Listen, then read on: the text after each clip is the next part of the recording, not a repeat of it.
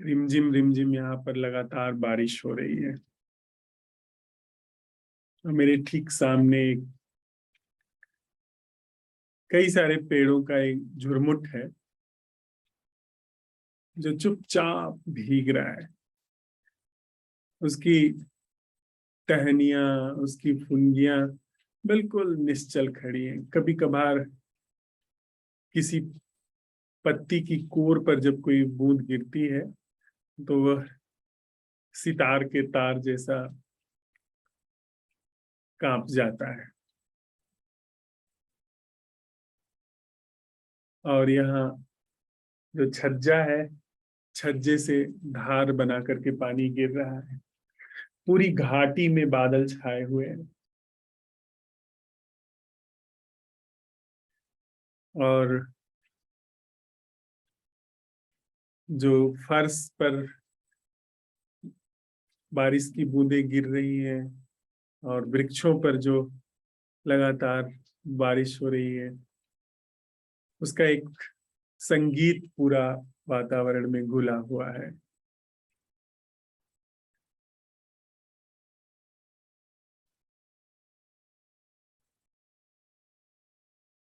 वही रहा।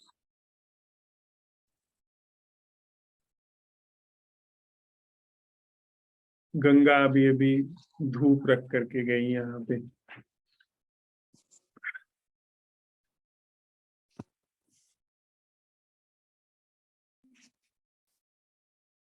दो तीन से लगातार बारिश होने से मौसम काफी ठंडा हो गया है। रात में तो रजाई ओढ़ने की जरूरत पड़ गई।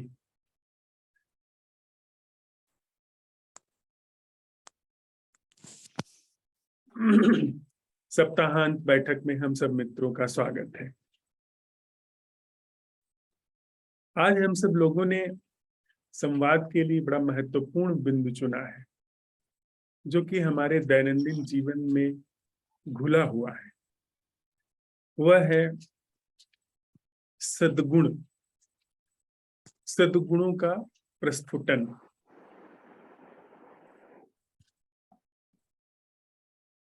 इसके पहले हम विषय में प्रवेश करें और उसका साथ साथ चलते हुए अन्वेषण करें, छोटी सी कविता में आप सबकी अनुमति से साझा करना चाहूंगा।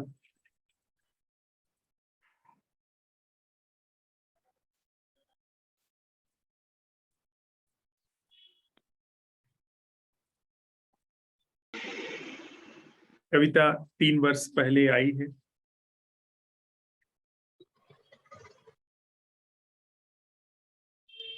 थोड़े से लोग होते हैं, उनको भी कभी कभार विशाल वात्सल्य भरी गोद सी धरती होती है। थोड़े से लोग होते हैं, उनको भी कभी कभार विशाल वात्सल्य भरी गोद सी धरती होती है। रस भरी छांव बरसाता असीम आसमान होता है। हवाएं अज्ञेय की डाकिया और सूरज अनंत प्रेम का मुखर प्रतिनिधि होता है। हवाएं अज्ञेय की डाकिया और सूरज अनंत प्रेम का मुखर प्रतिनिधि होता है। सागर की लहरों से हृदय में मौजें उठती, सागर की लहरों से हृदय में मौजें उठती, मौन की गहरी परतें टटोलने रात चांद उतरता है। बाकी को तो धरती बस पैरों की टेक, बाकी को तो धरती बस पैरों की टेक, आसमान हिलने डोलने की जगह होती है। हवा से जीने की सांसें मिलती हैं, खटने को सूरज दिन लाता है।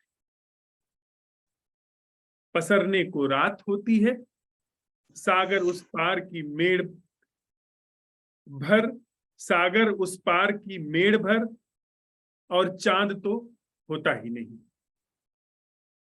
बस साल में उपवास तुड़वाने आता है। थोड़े से लोग हैं जिन्हें एक फूल भर का खिलना विराट कौतुक है। ज्ञात अज्ञात के जो परे है उसकी ओर बढ़ने का पर्याप्त आवाहन है, बाकी को तो फूल पेड़ का मैल है।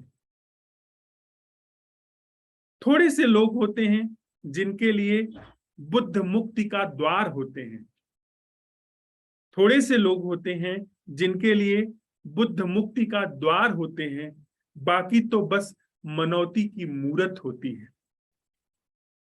थोड़े से लोग होते हैं जिन्हें धर्म द्वैत से पार चलने का आमंत्रण है। थोड़े से लोग होते हैं जिन्हें धर्म द्वैत से पार चलने का आमंत्रण है, बाकी तो धर्म एक ठप्पा है। बाकी तो धर्म एक ठप्पा है जो बंटने और लड़ने को होता है। थोड़े से लोगों को जीवन उत्सव है। थोड़े से लोगों को जीवन उत्सव है। समय को लांघ गहराता रहस्य है, बाकी को तो समय ही जीवन है। कभी सुख में कभी दुख में बस कट रहा है। कभी सुख में कभी दुख में बस कट रहा है। कविता महत्वपूर्ण है। हम सब लोगों को यह नहीं समझना चाहिए कि हम सब लोगों में हर कोई व्यक्ति जीवित है और हर व्यक्ति समान तल पर जीवित है। यहां पर असंख्य तल है जीवन के, जिसमें से अधिकांश तो ऐसा जीवन है जहां पर जीवन की संभावना भी समाप्त हो चुकी है। अगर कोई व्यक्ति विधिवत संस्कारग्रस्त है तो वहां पर जीवन की संभावना ही समाप्त हो जाती है। सब कुछ मैकेनिकल हो जाता है। कविता का एक एक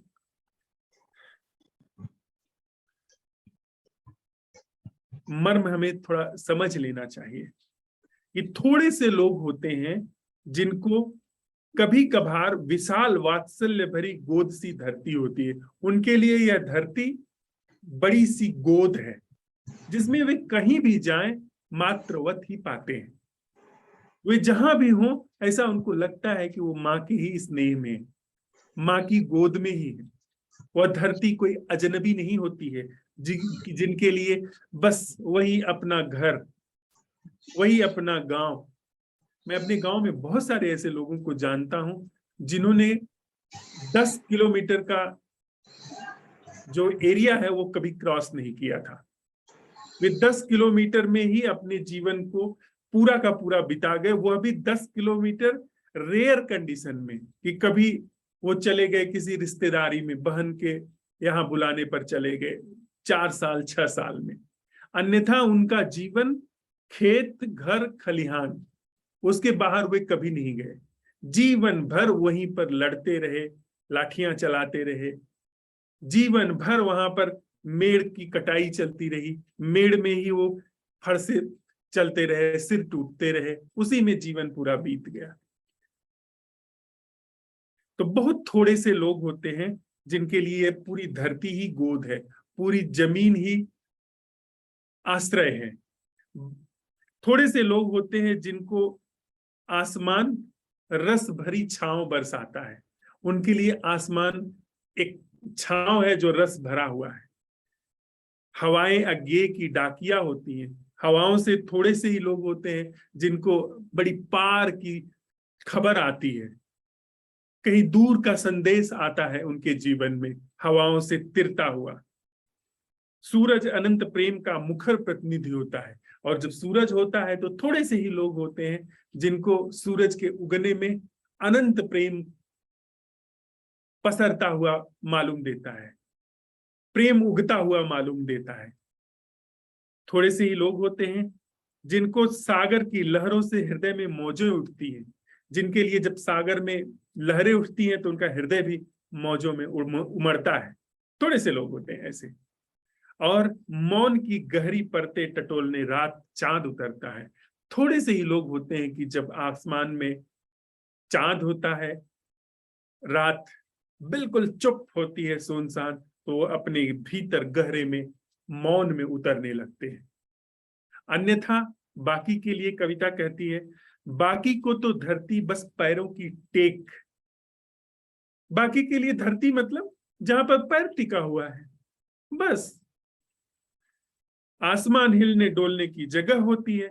आसमान, ये जो खाली स्पेस है, ये बस उनके बुद्धि में, हम सब लोगों की बुद्धि में, हाँ, हिलने डुलने के लिए, यहां से वहां जाने के लिए जो खाली जगह है वह आसमान होता है। वह कोई रस बरसती हुई छांव नहीं होती है। हवा से जीने की सांसें मिलती हैं। उनके लिए जो हवा आ रही है ये बस सांसें हैं, ये चलने के लिए हैं। खटने को सूरज दिन लाता है। सूरज का उगना मतलब अब चल के खटें आप इसमें, काम करें। वो सूरज का उगना मतलब दिन का होना और काम करना, सुबह से शाम तक काम करना, पैसा कमाना, बॉस की जी हजूरी करना, या अपने सहकर्मियों से या अपने एम्प्लॉइज से अपनी जी हजूरी करवाना। यही सब उनके लिए सूरज के उगने का अर्थ होता है। पसरने को रात होती है। रात सिर्फ पसर करके सो गए, उनके लिए और रात का कोई अर्थ नहीं है। सागर उस पार की मेड़ भर, और चांद तो होता ही नहीं। सागर उस पार जो देश है उससे और इस देश के बीच में एक मेड़ का काम करता है, अलग अलग करता है सागर उस देश को इस देश से। और चांद तो होता ही नहीं। हम सब लोगों में बहुत सारे लोगों को चांद होता ही नहीं है।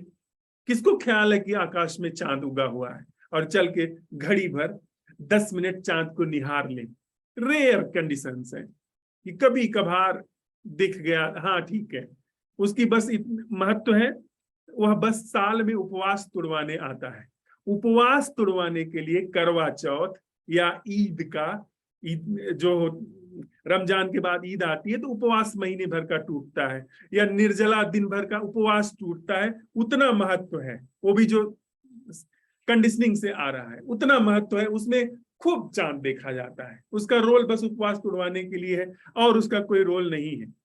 किसी मौन को उगाड़ने में चांद का कोई रोल नहीं है, कोई भूमिका नहीं है। थोड़े से लोग हैं जिन्हें एक फूल भर का खिलना विराट कौतुक है। थोड़े से लोग होते हैं जिनको एक फूल खिला हुआ देख करके असाधारण रूप से उनके अंदर उमंग उड़ जाती है। उनको आश्चर्य होता है, ये इतना फूल फूल खिला हुआ है, कोई चीज है जो खिल सकती है, ये एक बड़ा आश्चर्य है उनके लिए। थोड़े से लोग होते हैं।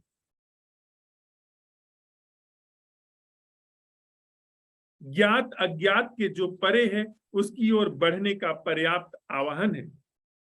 थोड़े से लोग हैं जिनके लिए फूल खिलना वह ज्ञात अज्ञात के परे की झलक लेकर के आता है। यह जो जीवन है यह खिल सकता है। यह जो ज्ञात का जीवन है और जो अज्ञात में भय खाता जीवन है, यह ज्ञात और अज्ञात के परे किसी ऐसी अज्ञेय संभावना में प्रस्फुटित हो सकता है जिसकी अभी खबर नहीं है। क्योंकि फूल वह अज्ञेय संभावना से खिला हुआ है। उसका सौंदर्य किसी अज्ञेय संभावना का प्रतीक बन करके आया है। उसकी झलक उसमें से आती है कि अज्ञेय संभावना है खिलने की। बाकी को तो फूल पेड़ का मैल है। ठीक है, फूल है, निकल गए, दिखा भी नहीं। झाड़ियों में खिले हुए फूल किसे दिखते हैं? किसको फुर्सत है कि जब फूल खिले हों तो उनको क्षण भर के लिए ठहर करके निहार लिया जाए, भर आंख देख लिया जाए, उसका पूरा सौंदर्य हृदय में उतरने दिया जाए? किसी को फुर्सत नहीं। थोड़े से लोग होते हैं जो सरपिरे होते हैं। थोड़े से लोग होते हैं जिनके लिए बुद्ध मुक्ति का द्वार होते हैं। बहुत थोड़े से लोग होते हैं जिनके लिए बुद्ध या ऐसा जीवन जहां पर जगा हुआ है वे मुक्ति का एक आवाहन लेकर के आए हैं, मुक्ति का द्वार है। बाकी तो बस मनौती की मूर्त होती है। बाकी के लिए बुद्ध की मूर्ति क्या है? जाकर के मनौती मान आए कि बेटे की शादी हो जाए, बेटी का लगन हो जाए, नौकरी मिल जाए, तो जाकर के बस मंदिर में पूजा कर आए। बहुत थोड़े लोग होते हैं जो बुद्ध को इस तरह, बुद्ध से मतलब वो गौतम बुद्ध की ही बात नहीं, बुद्ध से मतलब जहां भी जागरण है, जो जागा हुआ है, वह कोई भी हो, जहां से भी जागरण की किरण निकली, वह उनके लिए, थोड़े से लोगों के लिए वो एक संदेश लेकर के आए हैं जो परम मुक्ति का है। अन्यथा मनौती की मूर्त है कि हाँ, इनके पास जाकर के कोई चीज मान लेंगे तो वह चीज पूरी हो जाएगी। इनके आशीर्वाद से कुछ हम जो चाहते हैं नहीं हो पा रहा है, इनका आशीर्वाद मिल जाएगा तो वो पूरा हो जाएगा। थोड़े से लोग होते हैं जिन्हें धर्म द्वैत से पार चलने का आमंत्रण है।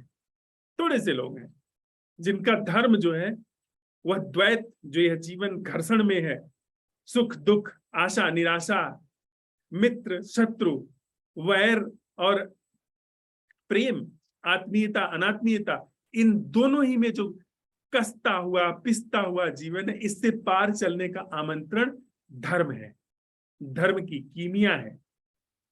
बाकी तो धर्म एक ठप्पा है। हिंदू, मुसलमान, ईसाई, पारसी, यहूदी ठप्पा है, इसलिए जो बंटने लड़ने को होता है, जागने को लिए नहीं, द्वैत से पार जाने के लिए नहीं है वह आमंत्रण, वह लड़ने के लिए। हिंदू हूं मैं, दिन रात मैं मुसलमान से लड़ रहा हूं, मुसलमान हूं मैं, दिन रात हिंदू से लड़ रहा हूं, कभी प्रत्यक्ष तौर पर, कभी चुपचाप अप्रत्यक्ष तौर पर। हमारे लिए धर्म कोई जागरण का माध्यम नहीं है, कोई द्वैत से पार किसी कीमिया को उघाड़ लेने का माध्यम नहीं है। थोड़े से लोग होते हैं, थोड़े से लोगों को जीवन उत्सव है, यह उत्सव है। यह जो बारिश है थोड़े से लोगों के लिए उत्सव है। बहुत बड़ी घटना घट रही है, बरसात हो रही है, आसमान से पानी टपक रहा है, मूसलाधार गिर रहा है, थोड़े से लोगों के लिए उत्सव है, वे झूम झूम जाते हैं इतने में। बाकी को तो, थोड़े से लोगों को जीवन उत्सव है, समय को लांघ गहराता रहस्य है। यह जो उत्सव है, ये जो समय हमारे भीतर चल रहा है, इस समय की संरचना को लांघ जाता है। हमारे अंदर समय चलता है ना, विचार, विचार समय की प्रक्रिया है, वह चल रही है।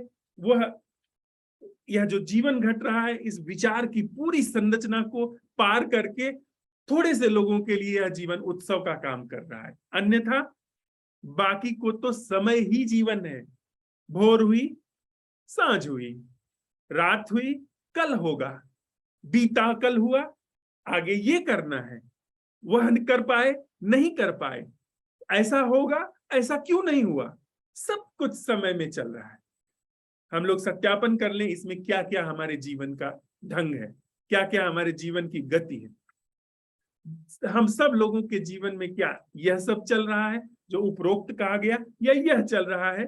बाकी को तो समय ही जीवन है, समय ही जीवन है। कभी सुख में, कभी दुख में, बस कट रहा है। हाँ, किसी से भी पूछिए हम, हाँ कट रहा है। उत्सव नहीं है जीवन, किसी गहरे रहस्य का अनावरण नहीं है, महोत्सव की ओर बढ़ता हुआ कदम नहीं है जीवन, बस कट रहा है, समय की धारा में बह रहा है। इतनी भयंकर, आप कभी मेट्रो में जाइए, मुंबई की लोकल ट्रेनों में जाइए, आप पाएंगे कि इतना तगड़ा समय उनके अंदर काम कर रहा है कि ऐसा लगता है कि इंसान नहीं है, वे बड़ी मशीनें वहां पर चल रही हैं।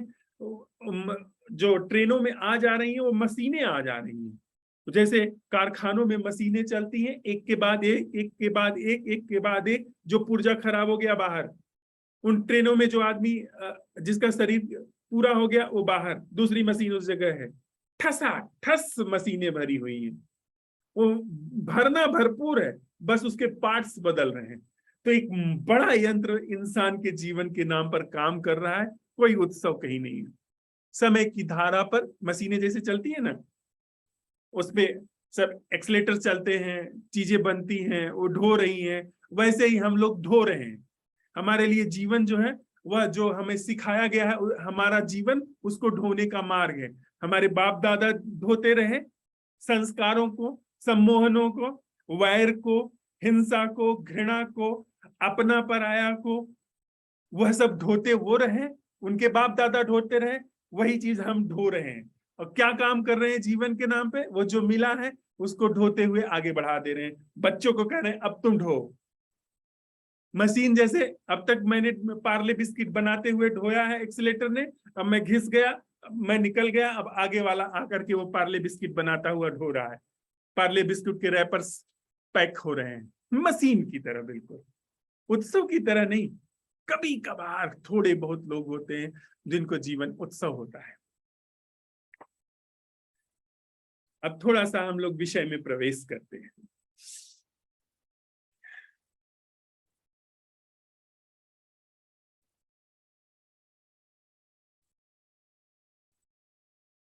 हमारे जीवन में इस यांत्रिकता को, जिसको इस कविता ने रेखांकित किया है, जिसको प्रकाशित किया है, अगर उसको हम देखें ईमानदारी से, तो जो कविता जिस ढंग पर व्यंग कर रही है, हम में से 99% व्यक्तियों का जीवन उसी कविता का व्यंग है। थोड़ा हम सद्गुणों पर आते हैं कि हमारे लिए सद्गुण क्या है। एक फकीर के पास एक व्यक्ति सीखने के लिए गया। उसने कहा कि मुझे क्रोध बहुत आता है और इस क्रोध से मेरे जीवन में सब कुछ तहस नहस हो गया है, सब कुछ जल गया है, झुलस गया है। मेरे अंदर, मेरे भीतर मैं झुलस गया हूं, मेरे सारे संबंध झुलस गए हैं और जीवन की पूरी संरचना झुलस गई है। इसकी जगह पर मैं सहनशीलता का सद्गुण लाना चाहता हूं। मेरी जो कंडीशन है बहुत सीवियर कंडीशन है और रेयर कंडीशन है। ये सुनने घंटा कितना अच्छा बोलते हैं। अशोक जी प्लीज माइक थोड़ा सा ऑफ कर लीजिए आप। तो उस फकीर ने कहा, बात तो तुम्हारी बड़ी रेयर है, ये तो बड़ी ही अनूठी बात है, इसको तो देखना पड़ेगा कि यह क्या है। ऐसा करो कि तुम कल अपना क्रोध लेकर के आओ, हम सब उसको देखेंगे कि वह क्या है। वह व्यक्ति लौट गया। दूसरे दिन वह आया और उसने कहा कि क्रोध को कैसे लाया जा सकता है, वह तो कभी कभी आता है। तो उस फकीर ने कहा कि जो कभी कभी आता है वह तो तुम्हारा स्वभाव नहीं हुआ, तुम्हारा अपना होना नहीं हुआ, और इस आकस्मिक आती हुई चीज को बदल करके जो तुम सद्गुण लाना चाहते हो सहनशीलता का, वह भी कभी कभार का सद्गुण हुआ। उस सद्गुण में क्या प्राण होंगे, उस सहनशीलता में क्या प्राण होंगे जो क्रोध के विपरीत आ गई, क्रोध के ऊपर चिपका दी गई। वह बात उसको समझ में आई। उसने कहा कि हाँ यह बात तो सच है। इसके बाद उस फकीर ने कहा कि अब क्रोध वगैरह की बात छोड़ो, ध्यान करो, ध्यान सीखो। ध्यान से अपने आप वह सारी चीजें जो जीवन में दुर्गुण की तरह हैं वह छटती चली जाएंगी और जो सद्गुण है वह ऑर्गेनिक रूप से निखर करके आएगा, खिल करके आएगा। हम आप अगर अपने जीवन का सत्यापन करें, देखें, तो पाते हैं कि लोभ जो है वो जलाता है। लोभ से हमारे जीवन में फफोले पड़ जाते हैं, बड़ी हीनता की भावना होती है, दीनता की भावना होती है कि अरे जो चीज मेरी नहीं है उसको मैं हासिल करने की कोशिश कर रहा हूं, उसको छीनने की कोशिश कर रहा हूं। अब आप देखें, यह देख करके यह थोड़ी सी समझ इसके प्रति हमारे अंदर जब विकसित होती है तो हम लोग दूसरा लोभ पैदा करते हैं, दान का। यानी अब वही लोभ शीर्षासन करके खड़ा हो गया। वही लालच जो है उसने अपना रुख पलट दिया। पहले लोभ क्या था कि और चीजें इकट्ठा हो जाएं, और चीजें हासिल हो जाएं, और चीजों पर हमारा आधिपत्य हो जाए। अब लोभ क्या हो गया कि यह चीज जितनी दान की जाएगी वह कहीं स्वर्ग में हमको जाकर के वह मिलेगी। या इस लोभ से जो पीड़ा हो रही है उस पीड़ा से मुक्ति का लोभ हो गया कि बाकी जीवन ठीक है, इस लोभ से जो पीड़ा हो रही है उससे मुझे मुक्ति चाहिए। तो लोभ की पीड़ा न हो इसका लोभ हो गया। क्रोध से जो जलन हो रही है वो ठीक है, वो उस क्रोध की जलन से मुक्त होने के लिए हमने सहनशीलता का दूसरा एक ढंग अख्तियार कर लिया। वह भी क्रोध का ही दूसरा रूप है। क्रोध ने ही अपना रूप बदल करके कि वह जलना नहीं चाहता। जीवन की जो गति है, जीवन का जो ढर्रा है, वो वैसा ही रहे, क्रोध ना आए मुझे लालच ना हो। हम लोग कहते हैं ना, मुझे भय बड़ा लगता है, मुझे अनजाने का बड़ा भय लगता है, बाकी जीवन ठीक है। भय लगता है, बस वही भय भय मेरे जीवन से चला जाए, बाकी चीजें ठीक है। मुझे घृणा किसी से नहीं करनी है, घृणा घृणा निकल जाए, बाकी जीवन ठीक है। आप समझ रहे हैं? आप कह रहे हैं ऐसी बात कि हमने विष का सेवन किया हुआ है, एक गलत जीवन शैली अख्तियार की हुई है, जिस गलत जीवन शैली के कारण हमारे पूरे जीवन में तरह तरह से रोग आ रहे हैं। कहीं छाले पड़ रहे हैं, कहीं फफोले पड़ रहे हैं, कहीं कोई अंग काम करना बंद कर दे रहा है। जैसे होता है ना, जो नशेड़ी होते हैं, जो बहुत शराब पीते हैं, उनके अंग गलने शुरू हो जाते हैं। कहीं मस्तिष्क में गांठ पड़ रही है, कहीं हृदय काम करना बंद कर रहा है, रुक रुक जा रहा है, कहीं कैंसर होने लगा है, वह सब रोग हो रहे हैं। पर हम क्या कहते हैं कि शराब पीना तो ठीक है, वह तो बिल्कुल परफेक्ट है, उसमें तो बड़ा आनंद आता है। बस ये जो कैंसर हो रहा है, इससे मुक्ति मिल जाए, कैंसर से मुक्ति हो जाए, वह जो हार्ट फेल हो रहा है उससे मुक्त हो जाए, बाकी जीवन ठीक है। तो जैसे उस शराबी का ढंग है, हम आप अगर सत्यापन करें अपने जीवन का, तो वैसे ही हमारा जीवन है। भय से मुक्ति हो जाए, चिंता से मुक्ति हो जाए, अवसाद से मुक्ति हो जाए, विषाद से मुक्ति हो जाए, कभी संभव नहीं है यह। क्यों संभव नहीं है? क्योंकि यह किसी चीज के लक्षण है, किसी गलत जीवन के लक्षण है। और उससे भी बड़ा जो कोढ़ में खाज वाली स्थिति हमारे जीवन में पैदा होती है, वह है कि यह जो चीजें काम कर रही हैं, भय है नहीं, तुम्हें निर्भय होना चाहिए। क्रोध है नहीं, तुम्हें क्षमाशील होना चाहिए। लोभ खूब गहरा है नहीं, तुम्हें दानशील होना चाहिए। काम बिल्कुल माइंड को हैक करके रखा हुआ है नहीं, तुम्हें ब्रह्मचर्य का पालन करना चाहिए। मद पूरी दुनिया का साम्राज्य मुझे मिले, पूरी दुनिया का, हम अब देखें, वो तो अवसर नहीं है, लेकिन अगर सत्यापन करें अपने भीतर, कौन ऐसा व्यक्ति है कि पूरी दुनिया का मालिक नहीं होना चाहता? कौन नहीं चाहता है कि पूरी दुनिया का मुंह उसी की ओर लगा रहे? कौन नहीं चाहता कि दुनिया के सारे पुरस्कार और उन पुरस्कारों के पीछे बजती हुई तालियां उसे न मिल जाए? वो सब हमारे अंदर है। तो हमारी अभिप्सा ऐसी है, मद ऐसा है, हमारा अभिमान ऐसा है, और हम चाहते हैं कि उपद्रव ना हो जीवन में, किसी से घर्षण ना हो, किसी से मारपीट ना हो, किसी से झगड़ा झंझा ना हो, वैर ना हो, हिंसा ना हो। यह हमारी चाह होती है। और उसके ऊपर ये सारी नीतियां और तथाकथित धर्म कि पड़ोसी को प्रेम करो, अपनी रोटी बांट करके खाओ, ये उथले नियम, ये उथले सिद्धांत, ये हमारे सबके जीवन में काम करते चलते हैं। अब आप जल रहे हैं तो कोई आप ही के जैसा व्यक्ति दूसरा आपको बताएगा। हम पूछने जाते हैं, अब देखिए, आप किसी भी व्यक्ति से पूछिए, रास्ते चलते व्यक्ति से पूछिए, शराबी व्यक्ति से पूछिए, वो आपको तुरंत सलाह देगा कि देखिए ऐसा करिए, आप मुक्त हो जाएंगे। सलाह तो आदमी इतनी सटीक देता है, इतनी प्रासंगिक देता है जिसकी कोई सीमा नहीं, लेकिन वही चीजें उसके जीवन में उल्टे रूप में काम करती रहती है। वो खुद ही उन चीजों से मुक्त नहीं है, लेकिन वही सलाह देता है। जब मैं यहाँ धर्मशाला में आया, वह बात मुझे भूलती नहीं है।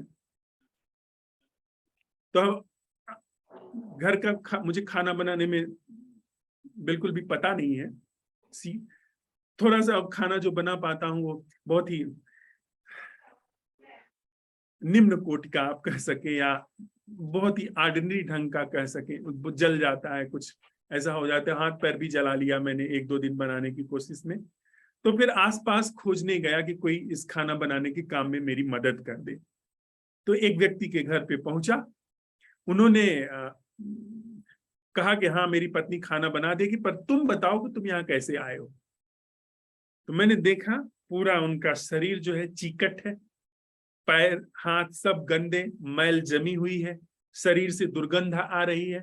सुबह का 10 बजे का समय है, आंखें नशीली हैं, शराब भरपूर पिए हुए हैं। तो मैंने कहा मैं ऐसे ही कुछ थोड़ा सा ध्यान वगैरह सीख रहा हूं, यहाँ पर आकर के ठहरा हूं।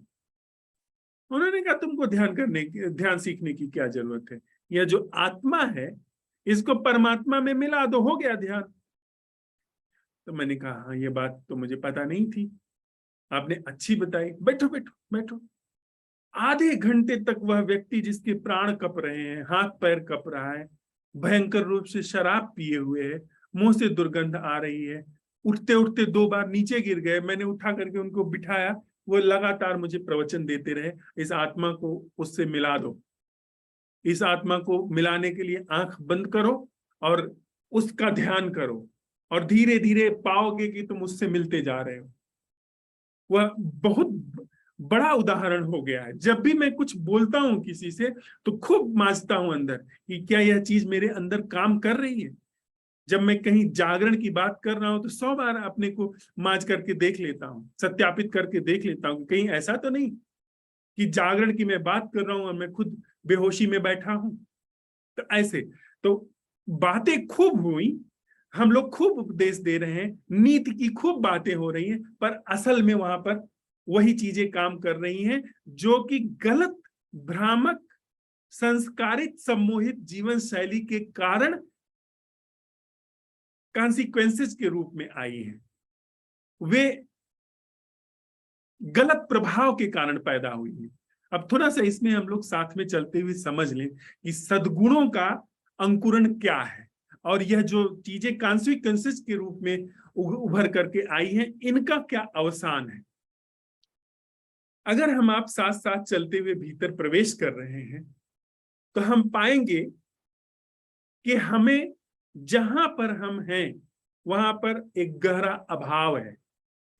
एक तो हमारा होना, और दूसरा हमारा होना भी कुछ ऐसा है जो अभावग्रस्त है, वह अभाव में है। अगर मुझे आप मेरे हाल पर छोड़ दें तो मैं भरपूर नहीं हूं, मैं आत्मतृप्त नहीं हूं, मुझे अकेलापन होगा, मुझे चिंता होगी, मुझे धीरे धीरे अवसाद घेरेगा, मुझे विषाद घेरेगा अगर आप मुझे अकेला छोड़ दें। मुझे 100 तरीके की ऐसी चीजें वो घेरेंगे जो कि वहां पर अपने आप आ रही हैं।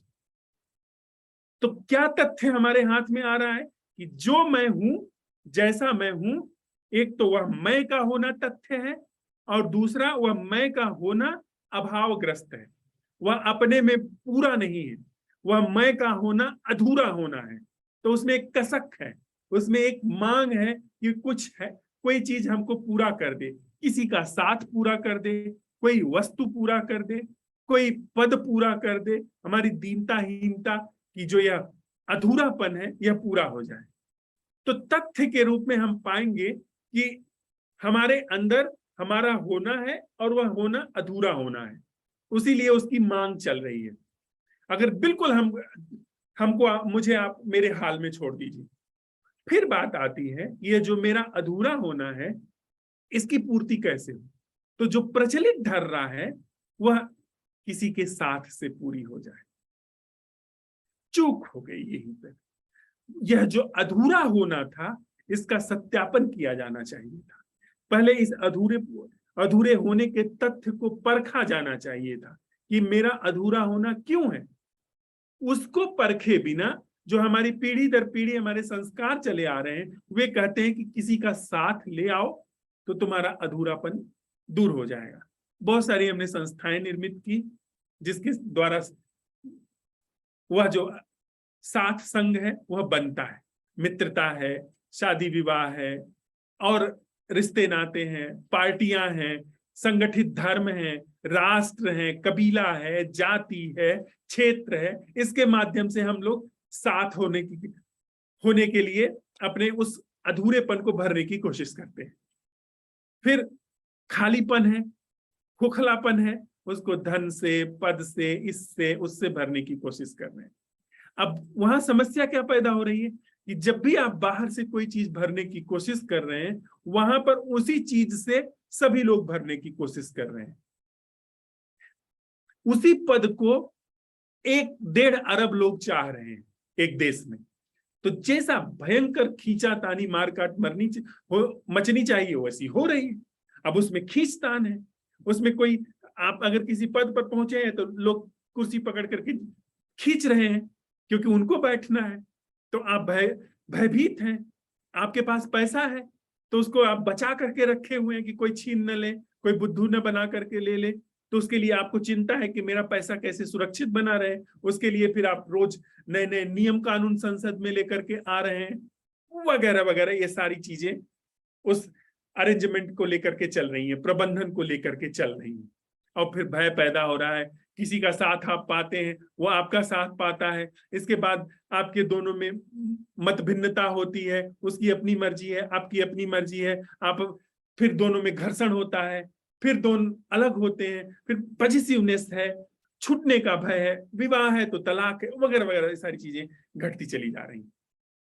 और फिर हमारा जो जैसा जीवन है उस पर फिर नई साथ के लिए, अकेलेपन के लिए हम किसी को साथ में गए, किसी के साथ को पाए, विवाह किया, इसके बाद फिर तलाक की नौबत आ गई क्योंकि वो भयंकर रूप से द्वंद्व और घर्षण है, बोर्डम है, एक दूसरे का शोषण है, सताया जाना है, मानसिक क्षति है, शारीरिक क्षति भी वहां पर पहुंचाई जा रही है। अब तलाक, तो फिर नियम, समाज के आदर्श नहीं, पति जो होता है परमेश्वर होता है, विवाह जो होता है उसे बनाए रखना चाहिए। देखिए फला फला ढिका ढिका ने जीवन भर विवाह को बनाए रखा, जो हो गया उसको निभाए रखा। ये तमाम आदर्श हैं, तमाम नियम हैं।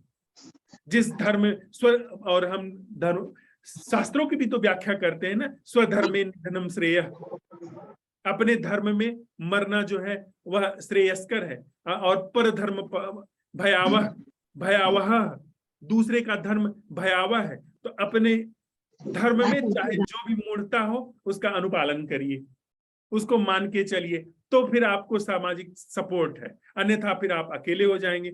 आप सामाजिक बहिष्कार से बचना चाहते हैं क्योंकि आप अकेले पड़ जाएंगे, इसलिए समाज जो भी कुछ पागलपन कह रहा है हम आप कर रहे हैं। समाज कहता है कि ये विधर्मी है, इसको मार दो, तो मैं बम पेट में बांध करके, और समाज ने वादा किया यहाँ मरोगे तो वहां तुम्हारी जन्नत में हूरे बलाएं लेंगी, तो मैं आकर के फट जाता हूं चौराहे पर। ये सारा चीज हम सबके जीवन में चल रहा है, ये हकीकत है। मैं कोई ऐसी बात नहीं ले आ रहा हूं जो कि कोई कपोल कल्पना है। अगर इस पूरी संरचना को समझ लिया गया तो हम लौटते हैं अपने उस होने पे जो हमारा होना है और अधूरा होना है। वहां खोखलापन है, खालीपन है। किसी भी चीज को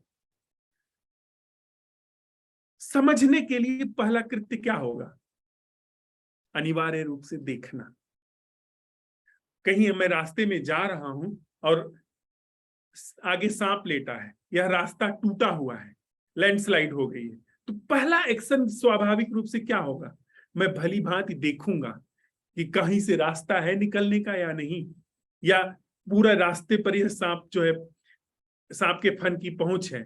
अगर सांप के फन की पहुंच पूरे रास्ते पर है तो मैं दूसरे रास्ते को खोजूंगा, निकल जाऊंगा। लेकिन पहला कृत्य है कि मैं चीजों को देखूंगा। स्वाभाविक सी वहां बात आती है कि यदि मैं खुद को देखने चलूंगा तो जो देखने वाला है वह देखी जाने वाली वस्तु के रूप में अलग हो गया। अर्थात मैं फिर अपने आइडिया को देख रहा हूं, न कि अपने तथ्य को देख रहा हूं। मेरे अपने तथ्य का देखा जाना वहां पर नहीं हो रहा है।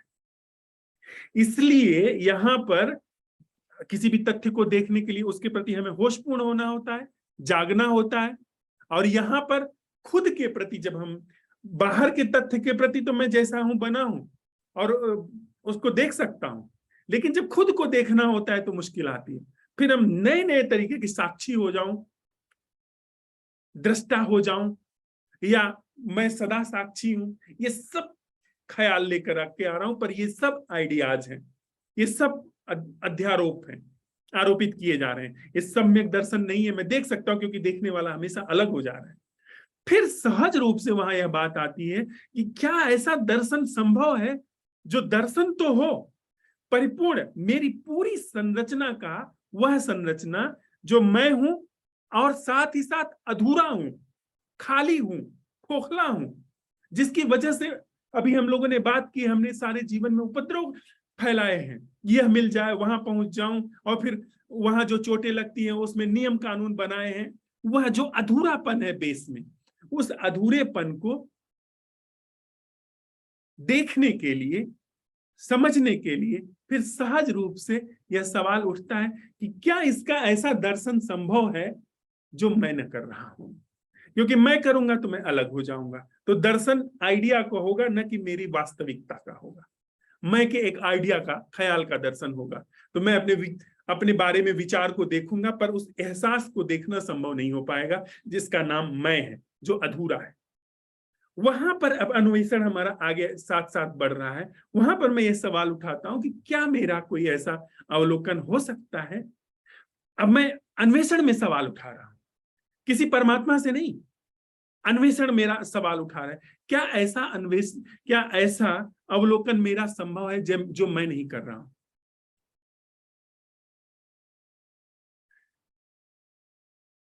निश्चित रूप से इस अन्वेषण के लिए, जैसे किसी भी चीज को समझने के लिए, हम उसकी निंदा नहीं करते हैं, यह गलत है। लैंडस्लाइड हुई है तो लैंडस्लाइड की मैं निंदा नहीं करूंगा कि इसी समय होनी थी इसको, अभी मैं निकल जाता तो 2 मिनट बाद हो जाती, अभी क्यों हो गई।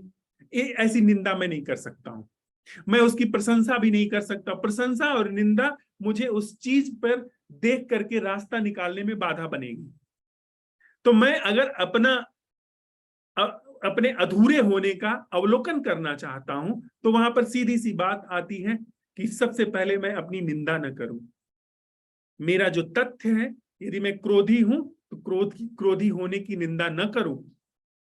यदि मैं लोभी हूं तो लोभी होने की निंदा न करूं, या लोभी होने को जस्टिफाई न करूं, उसकी प्रशंसा न करूं।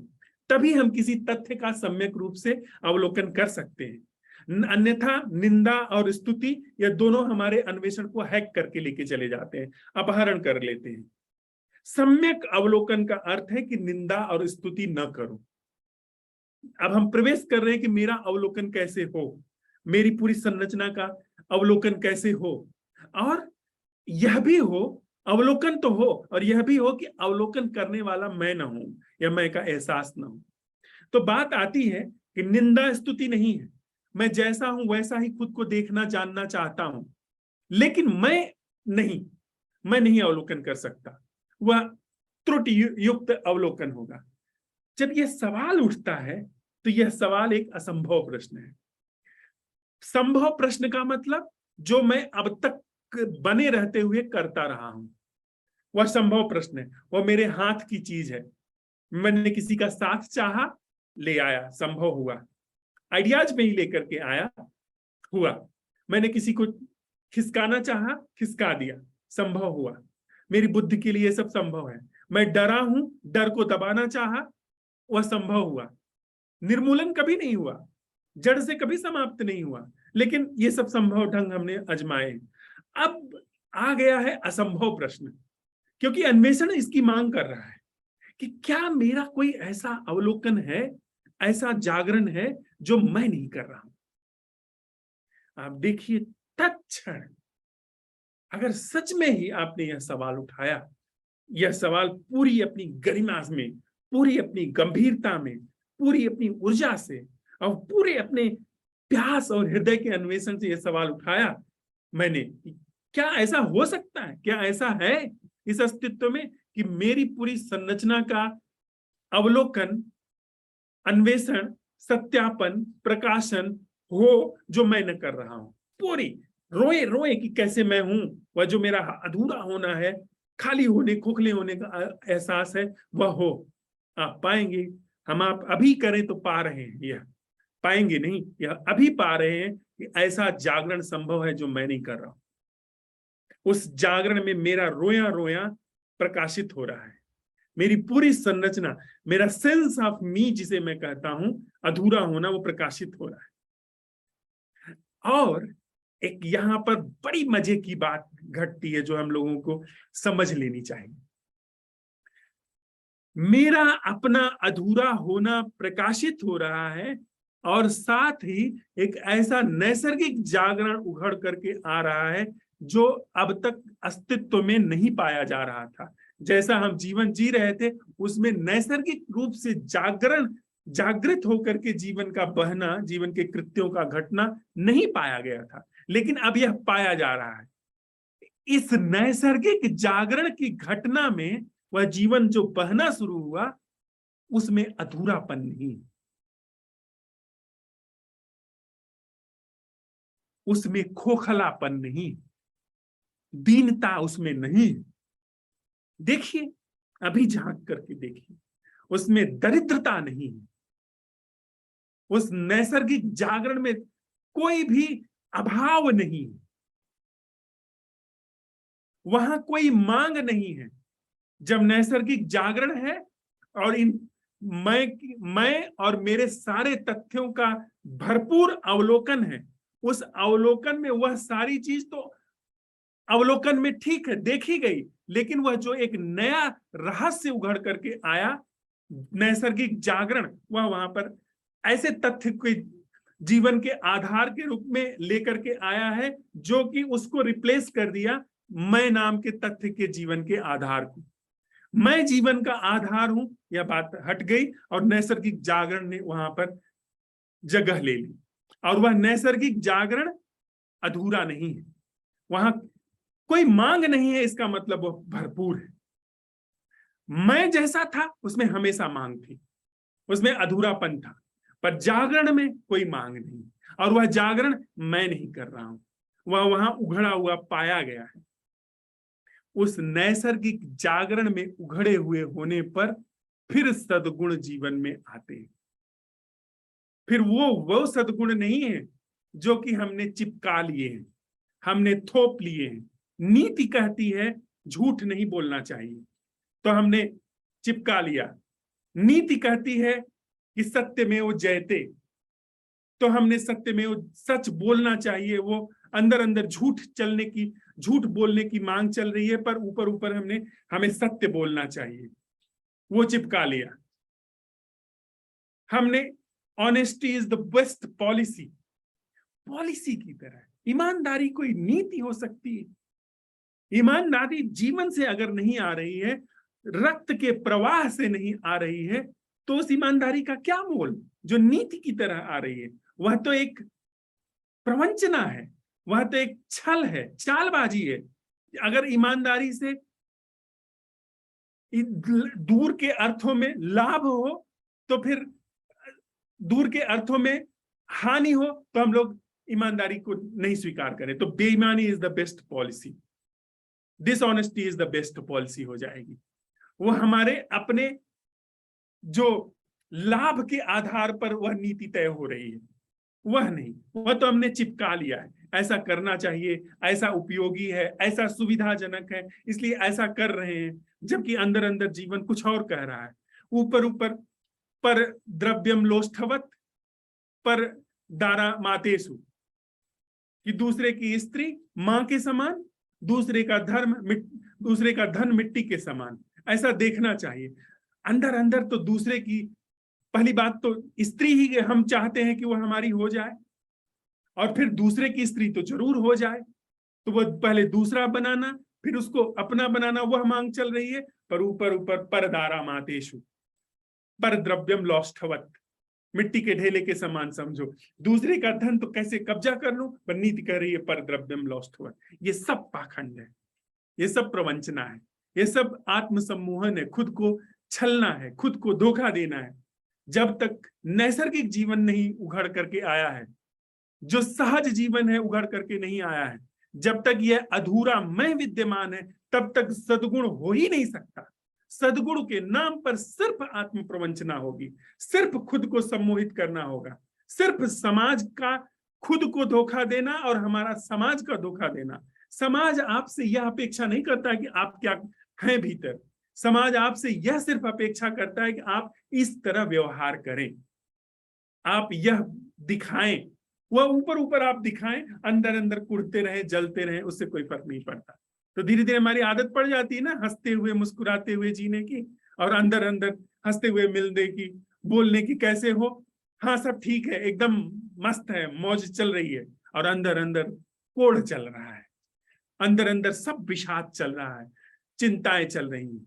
तो वो समाज जो है वो आपकी ऐसी अपेक्षा करता है कि आप ऊपर ऊपर दिखें, तो उसके लिए उसने नीति बना दी है। उसने ऐसे कहा है हमसे आपसे कि आप फलदार दिखो, फलदार हो मत। तो हमने क्या किया है, सेब अच्छा है, सेब सुंदर है, तो प्लास्टिक का सेब लगा लिया अपने ऊपर। संतरे का रंग सुंदर है, जूसी है, संतरा चिपका लिया। फूल सुंदर है, गुलाब का फूल चिपका लिया। ये सारी चीजें हमने चिपका ली, और अंदर से उस जो फल है उससे कोई भी लिंक नहीं है, वो बनावटी फल है जो चिपके हुए हैं हमारे अंदर। आप समझते हैं होता क्या है? अभी जब इतनी हम सामाजिक सद्भाव की बातें करते हैं, नीति की बातें करते हैं, लेकिन दंगे हो जाते हैं।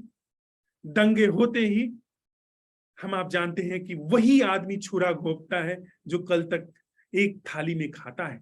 किस कारण से? बैर भीतर भीतर चलता रहा, घृणा चलती रही, मौका नहीं मिला छुरा घोंपने का, और वो छुरा घोंपता है मौका मिलते ही। यह सब पाखंड है। धार्मिक सद्भाव, राष्ट्रीय सद्भाव, यह सब थोपा गया है।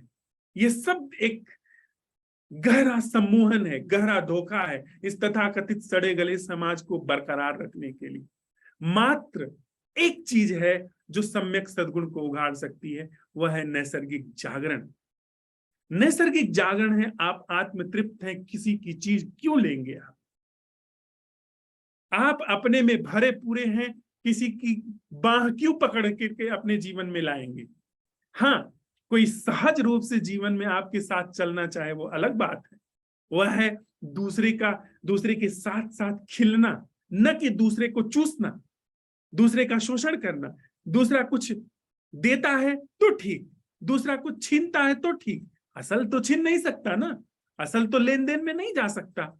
असल चीज तो जागरण है, असल चीज तो भरी पूरी है। जहां जागरण है वहां कोई अधूरापन नहीं है, वहां कोई खोखलापन नहीं, वहां आत्मतृप्ति है। तो मैं क्यों भयभीत होऊंगा कि मेरा कोई छीन लेगा? वह तो तब मैं भयभीत होता कि कोई मेरा पद छीन लेगा, जबकि मैं अपनी दीनता को ढकने के लिए बाहर से किसी पद को ऊपर से थोपा होता, तब मुझे भय होता। जागरण ऐसी चीज है जिसके छीनने का कोई उपाय ही नहीं है, कोई छीन नहीं सकता। मैं तक नहीं छीन सकता मेरा जागरण, या मैं का एहसास ही उस जागरण पर विद्यमान है, तो दूसरा मेरा जागरण कैसे छीन सकता है? आप मुझे काल कोठरी में डाल दो, मैं वहां जागा रहूंगा। आप मुझे ले जाकर के तालिबानियों के बीच में फेंक दीजिए, मैं वहां पर जागा रहूंगा। मैं का मतलब जागरण वहां पर भीतर विद्यमान रहेगा। मेरा रोया रोया आप तिल तिल काट दीजिए, जागरण वहां रहेगा। मेरे ऊपर बाहर से कुछ भी कह दीजिए कि आप टोपी पहन लो, पगड़ी बांध लो, ऐसा कर लो, वैसा कर लो, मैं ऊपर हो सकता है आपके दबाव में कर लूं, पर आप मेरा जागरण नहीं छीन सकते। वह जो प्रश्न के साथ जो जागरण उघड़ के आया है वो कैसे छीन सकता है कोई? उसके छीनने का कोई उपाय ही नहीं है। वह मेरे मन के तल, वह जो मानसिक ढंग है इंसान का, उससे गहरा है, वह शरीर के तल से गहरा है। हम सब लोग जो साथ में प्रयोग कर रहे हैं, जल्दी ही हम पाएंगे कि शरीर और मन और इमोशंस के तल से बहुत गहरा है जागरण। जागरण अतल गहराई लिए हुए, जिसके खत्म होने का कोई उपाय ही नहीं है। तो कोई भी परिस्थिति मुझे विचलित नहीं कर सकती है। तब सद्गुण का उदय होता है, ऑर्गेनिकली सद्गुण का उदय होता है। वह थोपे गए सद्गुण का उदय नहीं होता है कि हम करुणावान हो गए हैं, हम सबके प्रति समभाव रखते हैं। वह तो हिंदू, मुस्लिम, सिख, ईसाई आपस में सब भाई भाई, ये गहरी राजनीति है। यह सद्गुण नहीं है। सद्गुण वह है जहां मैं नहीं होता, वहां पर जीवन आत्मतृप्त है, और आत्मतृप्त जीवन कभी हिंसा नहीं करता। वह क्यों किसी की हिंसा करेगा? क्यों छीनने जाएगा? वह कल हम लोगों के संवाद में एक छोटी सी कहानी आई थी कि एक जगह संवाद हो रहा है, वहां पर आचार्य आते हैं, सभी शिष्य संवाद कर रहे हैं आपस में। संवाद का विवाद चल रहा है कि पशु पंछियों को नहीं मारना चाहिए, कीट पतंगों को नहीं मारना चाहिए, ये हिंसा है, इससे हमारी साधना जो है बाधित होती है, हम असंवेदनशील होते हैं। हम असंवेदनशील होते हैं तो जो जीवन के नाजुक गहरे तंतु हैं उसको पकड़ने की हमारी क्षमता, उसके प्रति संवेदित होने की हमारी क्षमता छिनती चली जाती है। इस पर संवाद चल रहा है। उन आचार्य ने कहा, ठीक, यह पशु पंछी मारना तो ठीक, पर जो समय की हत्या हो रही है वह भी तो हिंसा है। जो हम आप योजनाएं बनाते हैं और योजनाएं असफल हो जाती हैं, उसकी जो हत्या होती है। जो योजनाएं बनाते हैं सफल हो जाती है, जो चीज मिल जाती है, इसके बाद वह चीज हम भूल जाते हैं, उसका जो वध हो गया। इतने शिद्दत से आपने कोई चीज चाही, किसी स्त्री को चाहा, किसी पुरुष को चाहा, और जैसे ही वह मिल गई आप बिल्कुल एकदम उसके प्रति उदासीन हो गए। वह जो हिंसा हुई, वह जो इतना मिलने के बाद, इतनी मेहनत के बाद तो इतना बड़ा महोत्सव होना चाहिए था, वह तो जीवन में घटा नहीं। तो यह जो समय गया, यह जो ऊर्जा अपव्यय हुई, जो ये अनावश्यक जीवन खर्च हुआ, यह सब हिंसा है। यह सब अनावश्यक रूप से हत्या करती है। इस पर निगाह नहीं जाती है हम सब लोगों की। हम की बड़ी स्थूल सी हिंसाओं पर, मैं ये नहीं कह रहा हूं कि स्थूल हिंसाओं को नहीं रोका जाना चाहिए, स्थूल हिंसा को भी रोकना चाहिए, लेकिन गहरे तलों पर हिंसा है।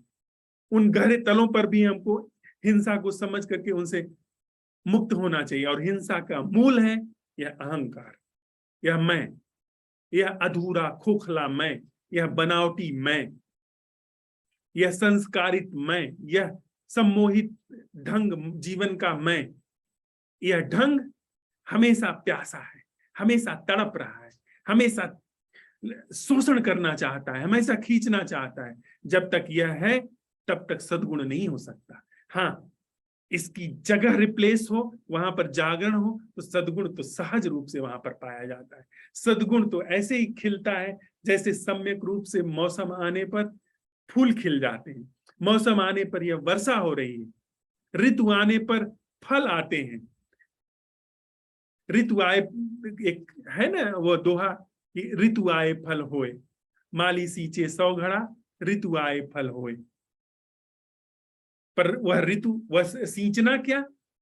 जागरण, वह मुदिता, वह करुणा का भाव, वह सौंदर्य बोध, वह कृतज्ञता का भाव, वह अभिदान, वह उत्सव, वह सहज रूप से सद्गुण के रूप में जीवन में पाया जाता है। जबकि जीवन को किसी चीज की जरूरत नहीं होती, वह आत्मतृप्त है। इसके बाद वो सारी ऊर्जा उत्सव के रूप में है। कोई भी बुद्ध करुणा को अपने ऊपर अभ्यास नहीं करता है, करुणा उसके जीवन में ऐसे ही चलती है। भगवान बुद्ध कहते हैं कि समदर्शी को, सम्यक दर्शी को, जागृत व्यक्ति के पीछे सद्गुण ऐसे पीछे पीछे आते हैं जैसे बैलगाड़ी चलती है तो चाक के निशान। बैलगाड़ी कभी भी चाक का निशान, बैलगाड़ी का जो चक्का है, पहिया, वह कभी भी पीछे निशान नहीं छोड़ने में लगा हुआ है। वह बढ़िया जो टायरों की कलाकारी है, जो रेत पर छूटती चली जाती है, वह उसकी इच्छा नहीं है, उसका कोई कॉन्शियस एक्ट नहीं है, वह तो बस अपने सम्यक रास्ते पर जा रही है। तो जो जीवन जहां पर जागरण है, सम्यक रास्ते पर चल रहा है जीवन, वहां पर अपने आप सद्गुण पीछे पीछे आते हैं। वहां करुणा, वहां मुदिता, लोभ का सर्वथा अभाव, वहां पर जो हम बाहर से आरोपित कर रहे होते हैं, जैसे काम, जो हम ब्रह्मचर्य का आरोपण अपने जीवन में कर रहे होते हैं, ब्रह्मचर्य सहज रूप से जीवन में घटित होता चला जाता है। अपने आप जीवन में चीजें घटित होती चली जाती हैं। पर कब? जहां मैं नहीं, जहां पर जागरण सहज रूप में है। इतनी सी बात मुझे निवेदन करनी थी। थोड़ी देर के लिए हम लोग साथ में बैठते हैं, फिर कुछ प्रश्न होंगे तो उस पर हम लोग संवाद करेंगे।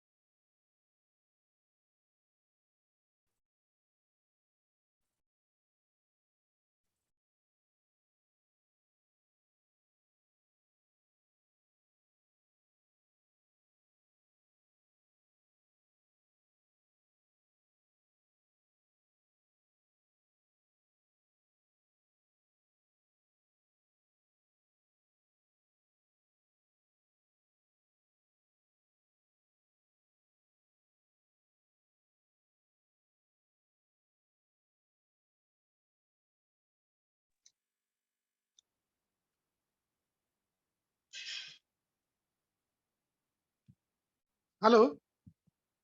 हाँ संजय जी। हाँ, नमस्कार धर्मराज। नमस्ते सर।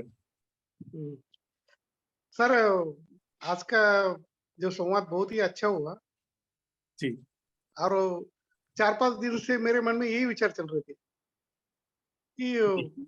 अभ्यास और साधना से कोई सद्गुण नहीं आने वाले। कदापि नहीं। हाँ, पर ये पतंजलि योग में जो यम नियम जो बताए, अहिंसा, सत्य, अपरिग्रह और ब्रह्मचर्य, सत्य, तो इनका प्रयोजन फिर क्या रखा है शास्त्रों में? ऐसा समझ में आता है हम्म, कि या तो यह चीजें बड़ी प्रारंभिक तल पर रखी गई होंगी, थोड़ा सा शरीर को स्वस्थ रखने के लिए, सजग रखने के लिए, थोड़ा सा भोजन, मन, थोड़ा सा उनको व्यवस्थित करने के लिए प्रारंभिक तल पर। फिर आदमी कुछ सुनने में समर्थ हो, कुछ समझने में समर्थ हो, तो फिर उसको ये सारे रहस्यों का उपदेश हो। बड़ी प्रारंभिक तल पर कही गई होंगी। या जब यह सूत्र रचे गए, उस समय व्यक्ति का चित्त अभी के चित्त से बुनियादी रूप से अलग था। मतलब बहुत ही भोला भाला था, वह पहले ही तल पर समझते चला इस चीज को, और उसने स्वीकार कर लिया। बड़ा ही विश्वासी नहीं, श्रद्धालु चित्त रहा होगा। अभी तो असंभव है।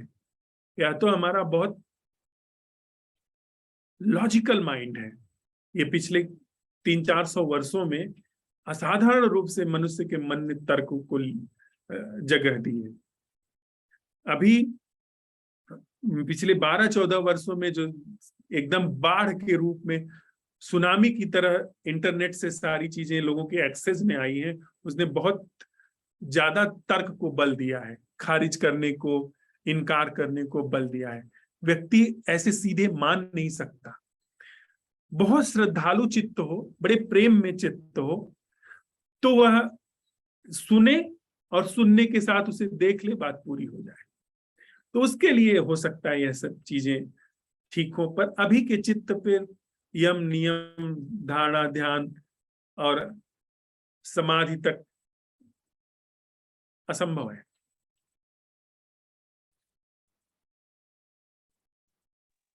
अभी तो सिर्फ प्रभु, जागरण। हाँ सिद्धार्थ। अ, जैसे आपने कहा कि हमें मतलब जैसे देखना चाहिए, अवलोकन करना चाहिए, तो उसमें कोई मोटिव नहीं होना चाहिए और मतलब बिना मैं के देखना है। लेकिन जब बिना मैं के देखेंगे तो अवलोकन कैसे होगा, किस चीज का? फिर तो वहां सामने भी सब खाली होगा।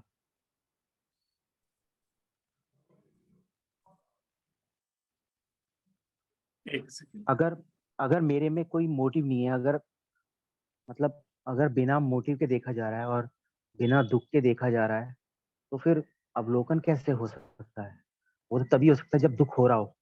जब दुख ही नहीं हो रहा तो दुख का अवलोकन कैसे होगा?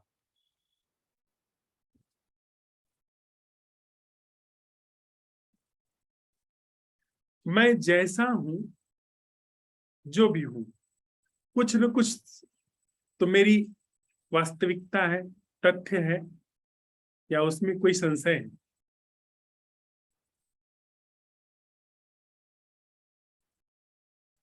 मेरा अभी कुछ तो होना है, मनोदशा कुछ है, जी, पर शरीर। आप कह रहे हैं ना कि बिना मैं के हाँ। देखेंगे, तो अगर बिना मैं के देख रहे हैं तो मैं के साथ सब कुछ जुड़ा हुआ है।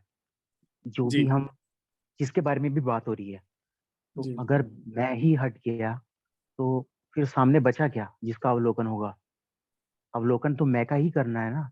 और अगर मैं ही नहीं दिख रहा तो फिर अवलोकन किस चीज का? इस बात में बल है सिद्धार्थ। इस बात में एक गहरा बल है। मजे की बात यह है कि अगर इतनी बात समझ में आ गई, तो इसके बाद साथ साथ यह भी बात समझ में आ गई कि अवलोकन अगर घटा, यदि ये इंटेलेक्चुअल बात नहीं है कि ऐसा अवलोकन जगह ले लिया तो मैं की सारी संस्था, मैं का पूरा स्वरूप एक मुस्त गिर गया। अवलोकन करने के लिए कुछ जरूरी नहीं है, फिर वहां पर नैसर्गिक रूप से जागरण विद्यमान जी, है। पर वो दोबारा आ जाएगा, मैं जो है। दोबारा आ जाएगा, ठीक है, दोबारा आए, पर अब अंतर्दृष्टि क्या कह रही है? अंतर्दृष्टि यह कह रही है ना कि मैं जो है स्वयंभू नहीं है, यह सिर्फ एक आदत का परिणाम है। असल जीवन जो है वह वो है जो कि मैं की अनुपस्थिति में सिर्फ जागरण के रूप में उद्घाटित हुआ यह बात। गौर से देखो इस चीज को, यह पूरी मैं की जो संरचना है अहम की, मैं, मेरा, मेरी भाग तो दौड़, अर्थात इसमें अवलोकन करने की आवश्यकता नहीं है फिर? नहीं, अवलोकन इतने में ही संपूर्ण अवलोकन हो गया और जागरण पाया गया। अवलोकन करने के लिए क्या है, हम किस चीज का अवलोकन करना चाहते हैं? अगर यह पूरा मैं और मेरी सारी चीजें एक ही थैली के चट्टे बट्टे हैं, इस पूरी चीज को एक एक झलक में देख लिया गया और असल चीज को पा लिया। अभी तक जीवन का आधार मैं था, मेरा दुख, मेरा सुख, वो उसमें मैं रचा पचा था। पर अब वहां पर अगर नैसर्गिक जागृति जैसी चीज आ गई, और जैसा तुमने बिल्कुल ठीक कहा कि मैं ही नहीं है तो अवलोकन किस चीज का होगा, और यह बात बिल्कुल क्लियर स्पष्ट हो गई, तो फिर वह चीज विदा हो गई। वह मानसिक साम्राज्य जो जीवन को अधिग्रहित किया था, जीवन का जो उसने अपहरण कर दिया था, वो जो सम्मोहित जीवन चल रहा था, भंग हो गया पूरा। अब वहां पर जागरण है और यह जो नैसर्गिक जीवन है उसका ढंग है। फिर मन की जो भूमिका है बड़ी ही सूक्ष्म हो जाती है। जैसे बात करने के लिए कुछ कहना है तो भाषा का उपयोग होगा, तो माइंड की भूमिका आएगी, पर वह भी जागरण में ही आएगी क्योंकि असल चीज उघड़ गई। कुछ भी अवलोकन, हम मजबूर हैं कि हमको अवलोकन का सवाल उठाना पड़ता है, पर सच में ही अवलोकन घटे तो अवलोकन करने के लिए बचा क्या? कुछ भी अवलोकन करने के लिए नहीं। यह एक सपने का टूट जाना है। सपने में क्या आप अवलोकन करेंगे?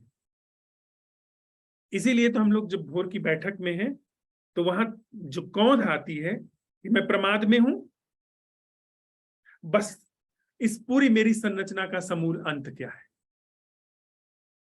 प्रमाद में हूं यानी अप्रमाद जगह लिया, जागरण जगह लिया। अब इस जागरण में अगर कहीं कुछ दबी, कुछ उछटन सी कहीं ऐसी संरचना है जो मैं की, इसका समूल अंत क्या है? एकदम जैसे जैसे कैंसरस पार्ट काटा गया जीवन से, या जैसे सपने से जैसे जागरण वाली स्थिति आई, ऐसा एक क्वांटम जंप हो गई वहां पर।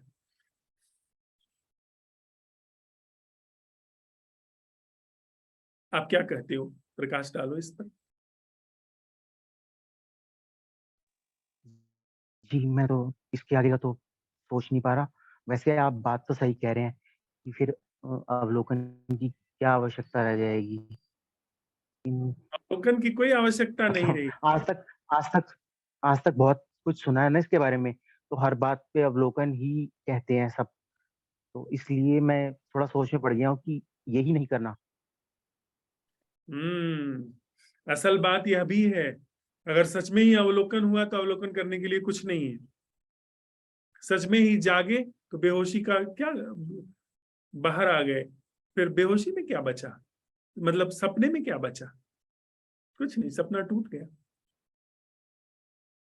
हाँ, लेकिन यह भी नहीं कह सकते कि कुछ नहीं है, जागरण है और उस जागरण को तुम नहीं कर रहे हो।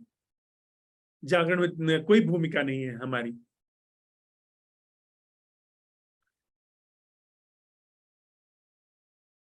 वह तो तब हमारी भूमिका आती है जब हम कहते हैं यह कैसे बना रहे।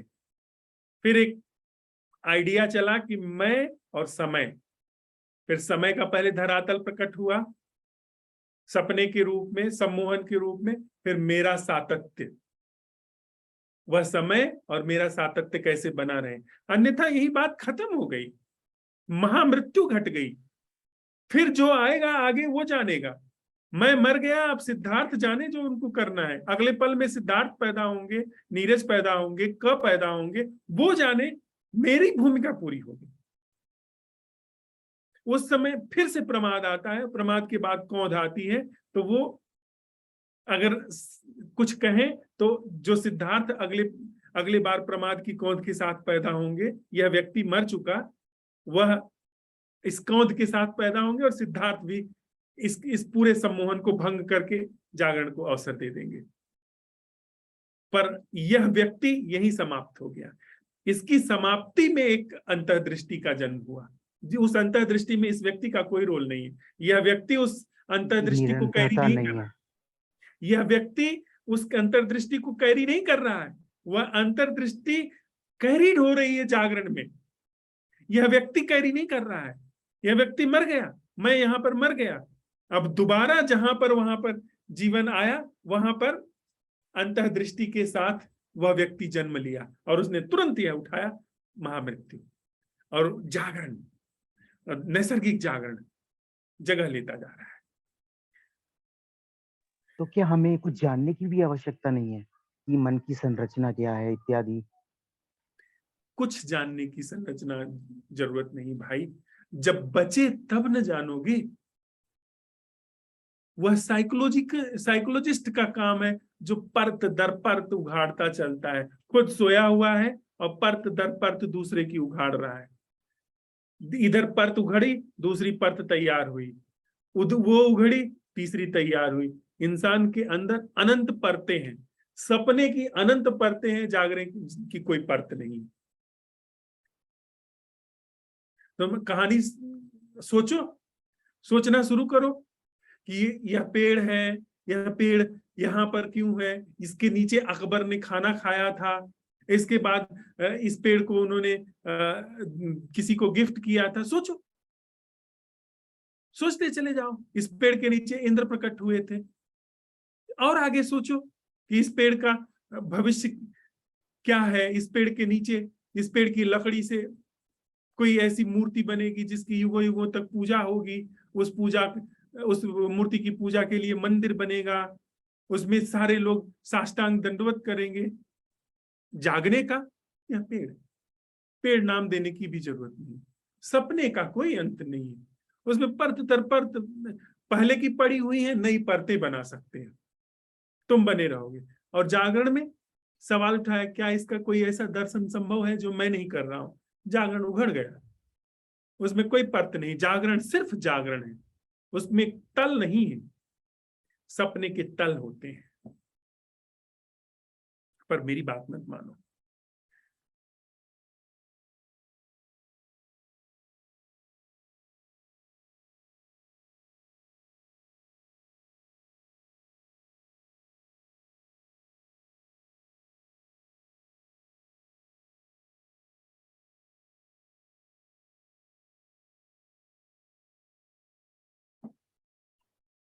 सोने में देखो 8 अरब लोग दिखेंगे। जैसे मैं हूं, मेरी अपने बारे में इमेज है, मेरी 8 अरब लोगों के बारे में इमेज है।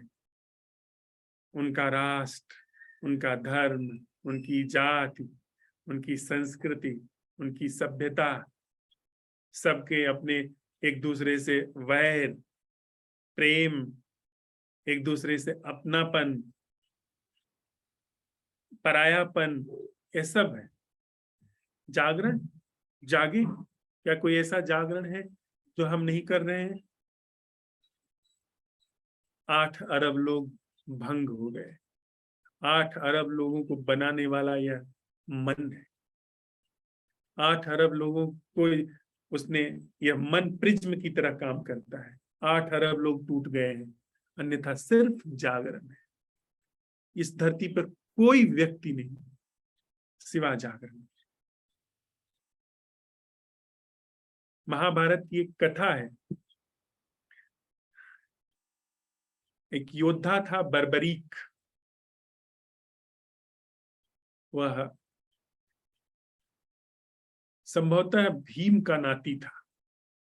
जो हिडिंबा थी, उसका जो लड़का था घटोत्कच जो मारा गया, उसका बेटा था, या मैं कंफर्म नहीं, पर वो पांडवों की ओर से था।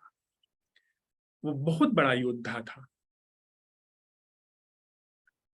किसी भी तरह उसको कृष्ण ने कहा, यह वो योद्धा था और किसी भी तरह से वो कौरवों के पक्ष में कुछ ऐसी राजनीति हुई कि उसे कौरवों के पक्ष से लड़ना था।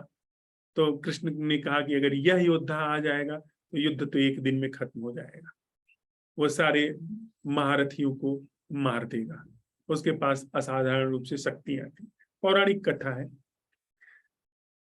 तो कृष्ण ने किसी तरीके से उसका वध कर दिया, उसका सिर काट दिया, पर कुछ उसे वरदान था जिसकी वजह से मरा नहीं। उसने कृष्ण से कहा कि आपने ऐसा किया, और कृष्ण ने कहा कि तुम देखो, युद्ध देखो। उसका एक पहाड़ी पर उसका सिर ले जाकर के रख दिया। 18 दिन के युद्ध के बाद कृष्ण उससे मिले और कृष्ण ने पूछा कि तुम्हें क्या दिखा। उसने कहा कि मुझे तो यहाँ कोई व्यक्ति ही नहीं दिखा, यहाँ कोई तो सेना नहीं थी, बस एक चक्र था जो सभी का वध कर रहा था, यहाँ व्यक्ति थे ही नहीं। बड़ी मीठी बात है, बड़ी मीठी कहानी है। यहाँ कोई व्यक्ति है ही नहीं, यहाँ अलग अलग व्यक्ति है ही नहीं। हम लोग अपने ही सपने से जूझ रहे हैं, अपने ही सपने से लड़ रहे हैं, पर है, काम करता है यह। पर जो इसके गहरे सच को जान लेता है, यानी अपने गहरे सच को जान लेता है, वह इसके शोक से मुक्त हो जाता है, वह अशोक हो जाता है। अशोक जहां शोक न हो, सब कुछ करता हुआ भी वह अलिप्त रहता है, निर्लिप्त रहता है। सब कुछ घटता हुआ भी उसके जीवन में जागरण विद्यमान रहता है।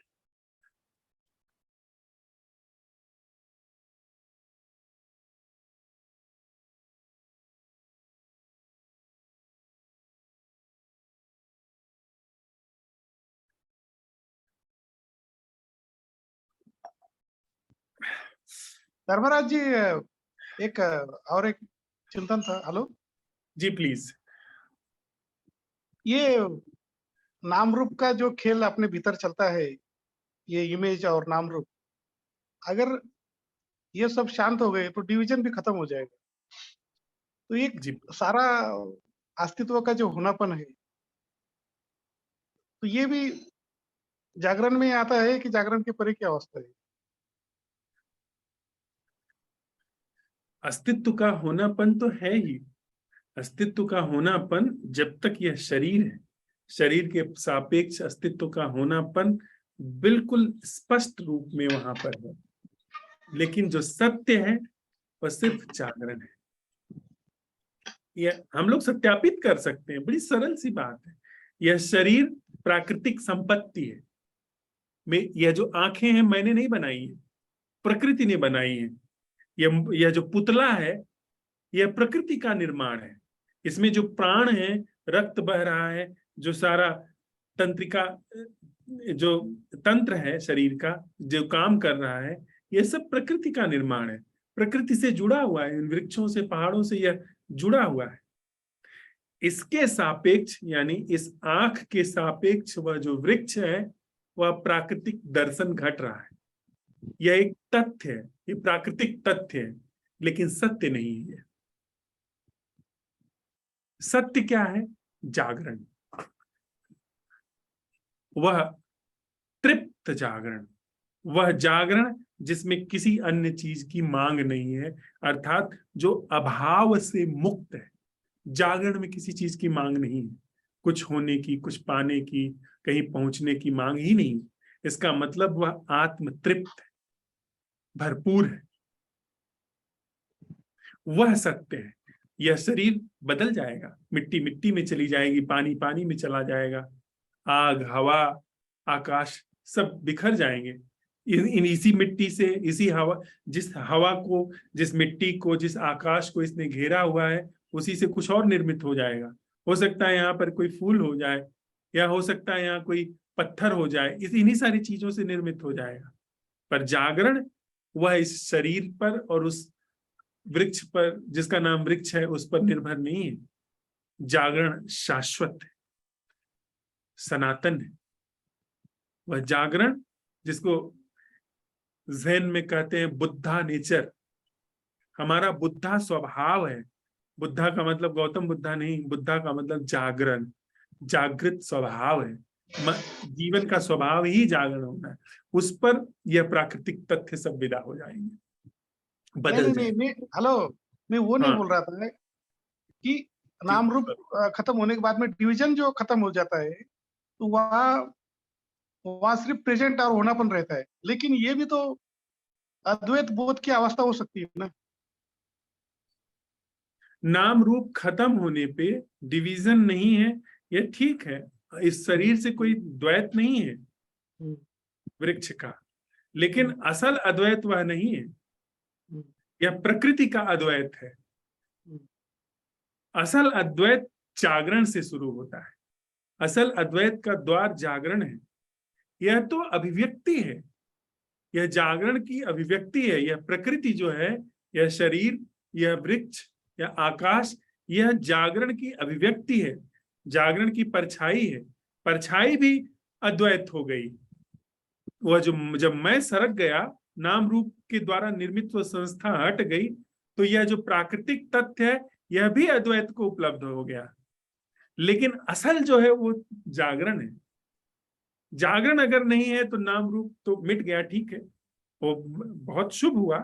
प्राकृतिक तल पर जीवन जो है किसी घर्षण में नहीं है, पर अभी वह जो परम हमारा प्रसाद है जीवन का, मनुष्य के जीवन का, वह नहीं उघड़ा।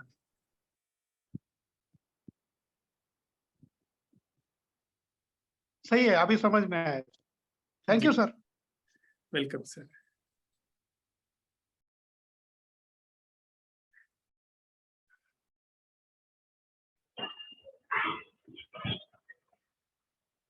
नमस्ते हाँ सर। भाई, नमस्ते। सर इतना तो देखिए, मेरे को बिल्कुल समझ में आ रही है एक बात कि जो आप कह रहे हैं, और मेरे दिमाग में जो पहले इन सब चीजों के बारे में जो कुछ मैंने सोच रखा है, अगर उसे मैं जरा सा मौका दे दूं कि इसको थोड़ा सा हटा के एक बार मैं सुनूं क्या है, तो वो बात तो सिद्ध होती है।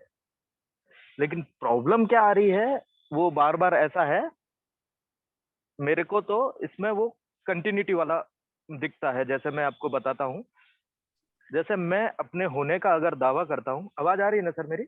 हाँ, बली बात। कि जैसे मैं अपना दावा करता हूँ कि मैं हूँ, तो मैं ये तभी कर पाऊंगा जब मैं अपने आप को कंटिन्यूअस फील कर रहा हूँ। ठीक है। अभी क्या होता है, जैसे हम लोग कहीं भी शुरू करें, तो हमारे को सबसे पहली चीज यही कही जाती है कि जो कुछ भी आपके मन में चल रहा है वो आप नहीं है, क्रोध चल रहा है वो आप नहीं है, विचार आप चल रहे हैं, तो उसमें हम फटाक से हाँ बोल देते हैं, हाँ हाँ हाँ, जो विचार चल रहा है वो मैं नहीं हूँ। क्रोध आता है, कोई भी फीलिंग आती है, इमोशन आता है, वो मैं नहीं हूँ। वो क्यों है? क्योंकि हम जानते हैं कि अभी जो क्रोध आया है ये कंटिन्यू नहीं है, ये थोड़ी देर बाद चला जाएगा। जो विचार चल रहे हैं वो थोड़ी देर बाद चले जाएंगे। तो हम बहुत आसानी से ये कह देते हैं कि हाँ ये तो मैं नहीं हूँ। लेकिन इसके पीछे एक चीज काम कर रही है, मुझे विचार आ रहे हैं, मुझे क्रोध आ रहा है, तो ये जो मुझे का जो भाव बना हुआ है ये कंटिन्यू है। ठीक है सर। अब जैसे ही वो क्वेश्चन उठाया जाता है कि वह जीना क्या है जो मैं से मुक्त है, अभी तक देखिए जो कंटिन्यूटी थी, अपना होने को पूरा मान रहा था, तो वहां से ये मैं खिसकता है। जो इसकी कंटिन्यूटी थी उसमें एक ब्रेक आया, और ये पता चला वहां पर, बिल्कुल वो वहां पे ऐसा है कि वो नहीं पाई जा रही है चीज, जो अभी सिद्धार्थ भाई बोल रहे थे कि फिर तो कुछ अवलोकन के लिए बचा नहीं। लेकिन प्रॉब्लम क्या हुई कि जैसे ये कंटिन्यूटी ब्रेक हुई, वो फिर से आया, वो जो ब्रेक हुआ था वो वापस जुड़ा, और बजाय जो अंतर्दृष्टि थी, चूंकि ये शायद हम थोड़े दिनों से ही प्रयोग कर रहे हैं या फिर ठीक से प्रयोग नहीं कर रहा मैं, तो इस वजह से वो अंतर्दृष्टि गहराई नहीं, जहां पर पहले मैं ये समझता था कि मेरा होना कंटिन्यू है, वहां पे उस ब्रेक पे नजर पड़े, बजाय मेरी नजर वहां पड़ रही है कि मैं तो देखिए अभी भी फिर बना हुआ हूँ। वो अंतर्दृष्टि अभी थोड़ी सी कैसे बोलेंगे उसको कि ठीक से उभर के नहीं आई है, या पर ये चीज वहां सिद्ध तो हुई है कि मेरे बिना ऐसा जीवन संभव है। कुछ ये बार बार दिक्कत हो रही है सर, जहां तक मैं इस बात को देख पा रहा हूँ।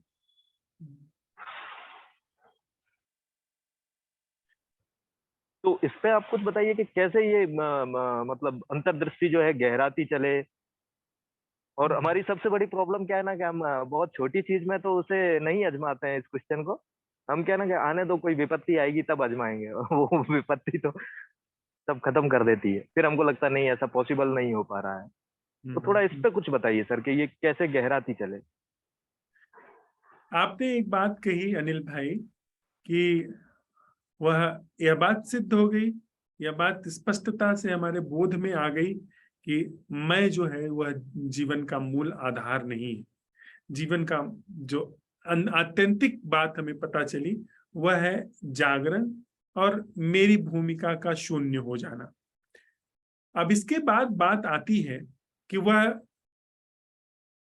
फिर से निरंतरता का उदय होना, समय का उदय होना, फिर से उस चीज को रिकॉल करना जो जागरण के रूप में आई, और फिर उसकी कोशिश करना उसमें। तो क्या हम यह देख सकते हैं कि जब नैसर्गिक जागरण घटा, हमारे असंभव प्रश्न से नैसर्गिक जागरण के घटने के बाद धुंध के रूप में यह चीजें वहां पर चढ़ रही हैं। नैसर्गिक जागृति पर अब धुंध के रूप में चीजें व्याप्त हो रही। क्या व्याप्त हो रही है? समय, निरंतरता, इस जागरण का एक्चुअलिटी नहीं, एक्चुअल जागरण नहीं, इस जागरण का ख्याल,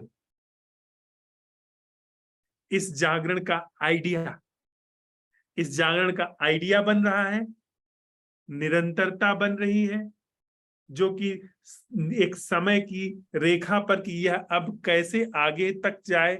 समय आगे तक मतलब समय, निरंतरता और वास्तविक जागरण की जगह जागरण का आइडिया, यानी नैसर्गिक जागरण की वास्तविकता की जगह वहां पर नैसर्गिक जागरण का शब्द, आइडिया या ख्याल। तो क्या यह देखा जा सकता है कि यह जो नैसर्गिक जागरण के बाद यह धुंध के बादल आए निरंतरता लेकर के, जागरण जो नैसर्गिक जागरण घट रहा है उस पर नैसर्गिक जागरण का ख्याल लेकर के, समय लेकर के आए, क्या इन चीजों की पूरी संरचना प्रकाशित हो सकती है? क्योंकि अहंकार अब इस रूप में प्रवेश कर रहा है। हमने कहा ना कि अगर वहां पर मैं ही नहीं हूं तो फिर अवलोकन किस चीज का होगा? ठीक बात है। अब देखिए, मैं इस रूप में प्रवेश कर रहा है, पहचानिए इस मैं को। इस मैं को जब इस रूप में मैं प्रवेश कर रहा है कि जागरण, नैसर्गिक जागरण का ख्याल, आइडिया, समय, निरंतरता, इसी में सवाल उठाइए इसकी वह अटेंडिंग क्या है जो मैं नहीं कर रहा हूं।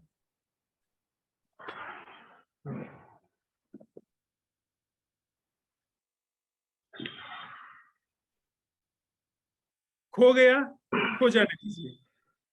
सब धुंध छा गई, पर जब वह निरंतरता का ख्याल और समय का आए, वहां से मैं आ रहा है। वहीं पर देखिए कि मैं की संरचना निरंतरता, समय और नैसर्गिक जागरण को बनाए रखने के ख्याल के रूप में कैसे प्रकट हो रही है। ये अहम के पारदर्शी स्वरूप हैं, यह मैं के तिलिस्म के पारदर्शी स्वरूप हैं, जिसको बड़े से बड़े लोग चूक जाते हैं। जन्मों जन्मों ये तो कई रूप, मतलब ऐसा लगता है कि बात जागरण की हो रही है, पर वो एक बैकडोर से एंट्री होती है उसकी हर बार। इसलिए आप देखें जागरण के बाद क्या होगा। हाँ हाँ एग्जैक्टली निरंतरता में इसका फल क्या होगा वगैरह वगैरह। हाँ इसीलिए हाँ हाँ हाँ बड़े बड़े लोग चूक जाते हैं, क्योंकि अब जो है संसार तो थोड़ा सा भी विवेक आपके अंदर है वो आप पार कर जाएंगे, थोड़ा सा भी है आप देख लेंगे कि वो ये सब बकवास है। असली चुनौती शुरू होती है आध्यात्मिक छलों पे, आध्यात्मिक जी जो जहां पर बोध है, जहां पर कहते हैं कि बुद्धत्व है, इनलाइटनमेंट है। आपको हो सकता है कि ऐसा एहसास हो जाए कि इनलाइटनमेंट हो गया आपको, और उसमें सारे जो लक्षण हुए वो आपको पता चलेंगे कि देखिए मैं किसी पर निर्भर नहीं हूं, मैं आनंदित हूं, पर यह सारी चीजें मैं लेकर के आया है। मैं मुक्त नहीं होना चाहता, मैं अपने अंत को नहीं देखना चाहता, क्योंकि ये बहुत कुशल, बहुत कुटिल है। इस पर आप बुद्धि से पार नहीं पा सकते हैं कि सोच विचार से उसको अंत कर दीजिए। सिर्फ ये एक चीज से हारता है, जागरण से, और वह भी यह नैसर्गिक जागरण से हारता है। जब नैसर्गिक जागरण जगह लेने लगता है, इसके हाथ पैर ढीले पड़ जाते हैं। अन्यथा इसको आप जागरण भी करने को कहिए तो इसके ऊपर कुछ भी फर्क नहीं पड़ता है। हमारे आप जैसे लाखों करोड़ों लोग हैं जो जागरण का अभ्यास कर रहे हैं तथा कथित रूप से, और करते चले आ रहे हैं। जिस जगह मैं रहता हूँ यहाँ बहुत सारे बौद्ध मठ हैं, वहाँ चलित ध्यान हो रहा है, बैठ करके ध्यान हो रहा है, जागरण करने वाला जागरण खूब माजा जा रहा है, पर असल जागरण यह नहीं है। माइंडफुलनेस, होश में रह रहा हूं मैं, अब बस होश पूर्वक काम कर रहा हूं ये। इसलिए मन हमारे पास वो सब है, वहां से आया हुआ, पर एक चीज में यह नहीं काम करता, वह कसौटी है। नैसर्गिक जागरण पर इसका बस नहीं चलता। तो हम इस बात को पकड़िए, इस बात को मतलब इसका मर्म अंदर उतरने दीजिए।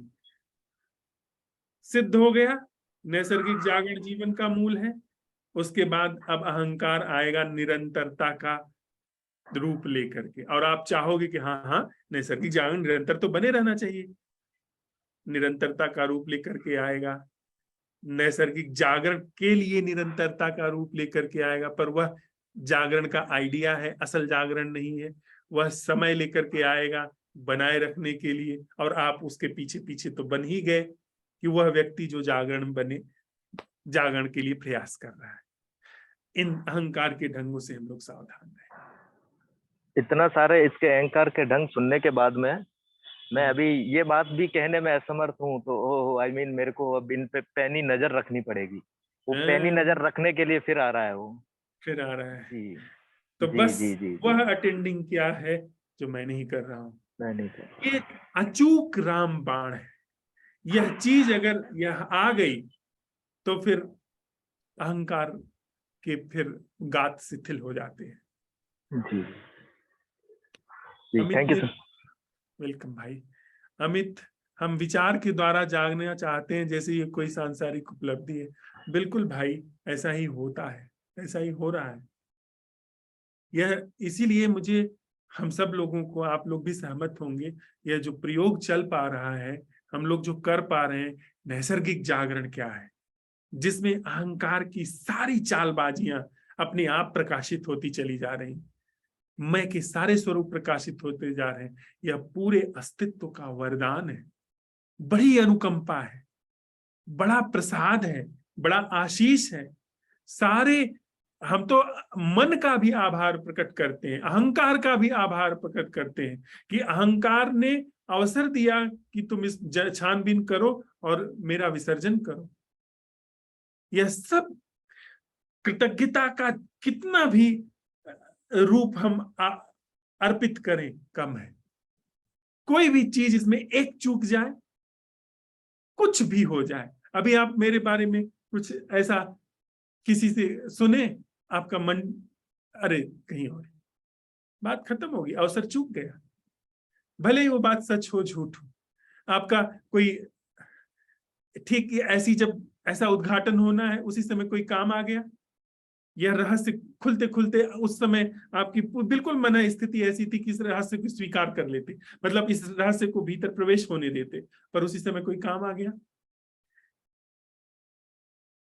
इसी वेदांत में इसीलिए कहते हैं कि प्रारब्ध कर्म इसी तरह काम करते हैं कि पास ले आकर के चुप करा देते हैं। एकदम खुलते खुलते चीज अनंत युगों तक के लिए बंद हो जाती है, उघड़ते उघड़ते फिर से स्वप्न आ जाता है, जगते बस अब जग ही गए थे कि फिर सो गए। हाँ सर, ऐसा। वो जो सिद्धार्थ भैया ने जो पूछा था, वो आगे तक की बात शायद हम लोग जानना चाहते हैं, उसकी भूमिका बनाने को, मतलब तो खोपड़ी के द्वारा जैसे सब कुछ वो प्लान हो रहा है। मुझे लगता है कि हमें अभी के बारे में अब इस टाइम क्या हो रहा है उस वो महत्वपूर्ण है। ये इसकी कोई योजना या नक्शा नहीं बन सकता।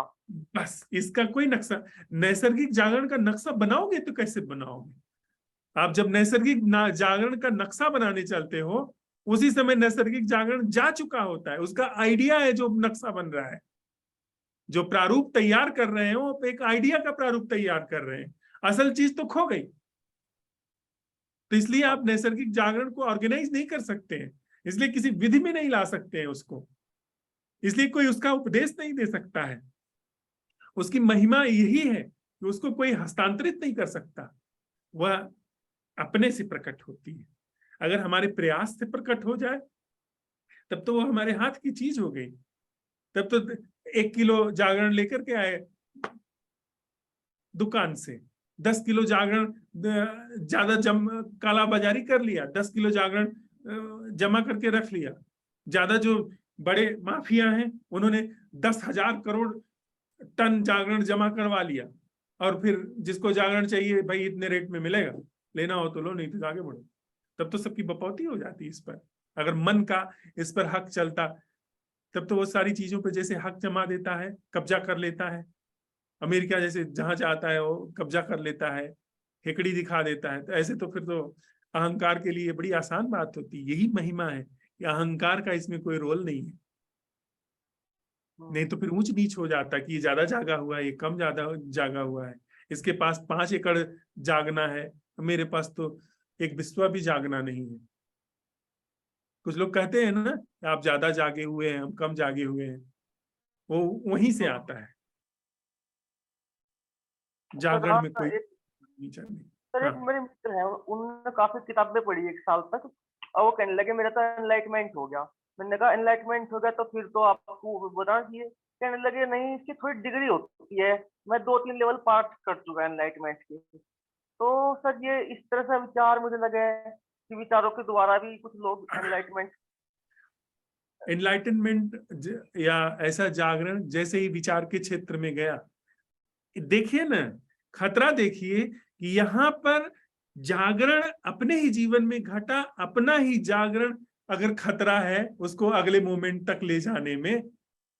निरंतरता, जागरण का ख्याल, समय के माध्यम से अहंकार उस जागरण को लेकर के आता है। तो सोचिए वहां पर जहां एनलाइटनमेंट के मुरथल में बट रहा था, एनलाइटनमेंट का प्रमाण पत्र, डिग्रीज बट रही थी, तो वहां पर जो यह चीजें चल रही हैं वो सोचिए कहां पर है।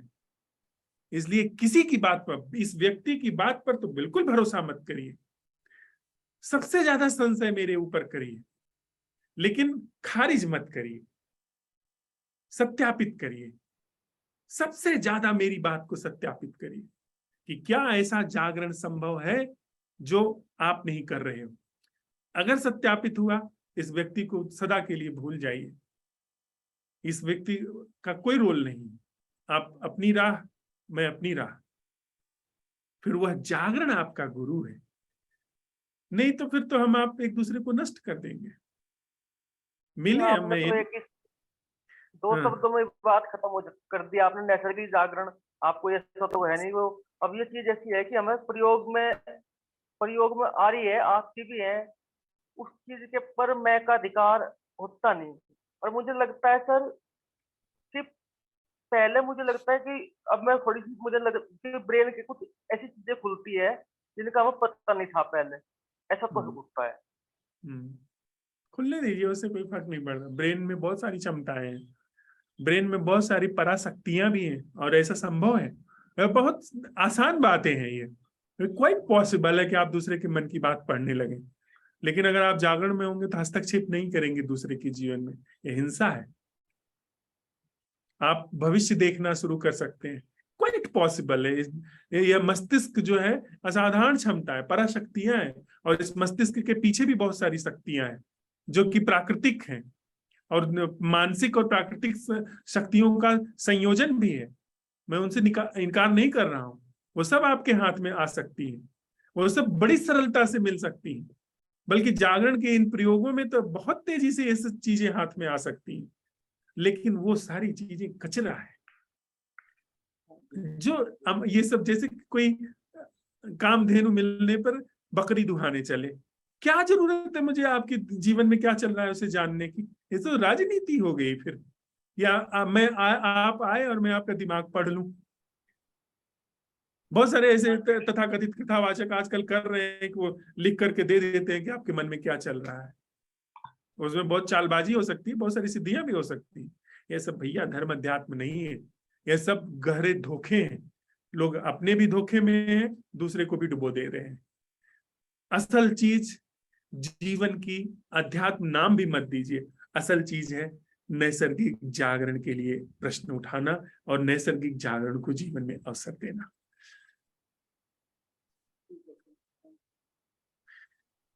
और किसी मित्र का कोई प्रश्न हो तो हम लोग ले लें।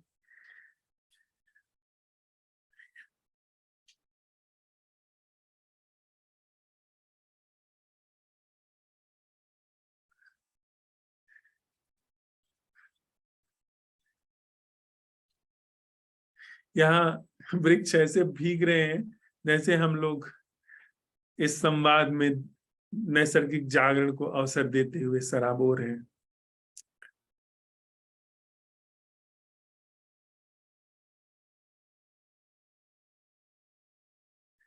थोड़ी देर के लिए साथ बैठते हैं इसी असंभव प्रश्न के साथ कि जैसा जीवन घट रहा है, जहां हमारा होना है, वहां पर जो भी कुछ घट रहा है जीवन के रूप में, उसकी नैसर्गिक जागृति क्या है?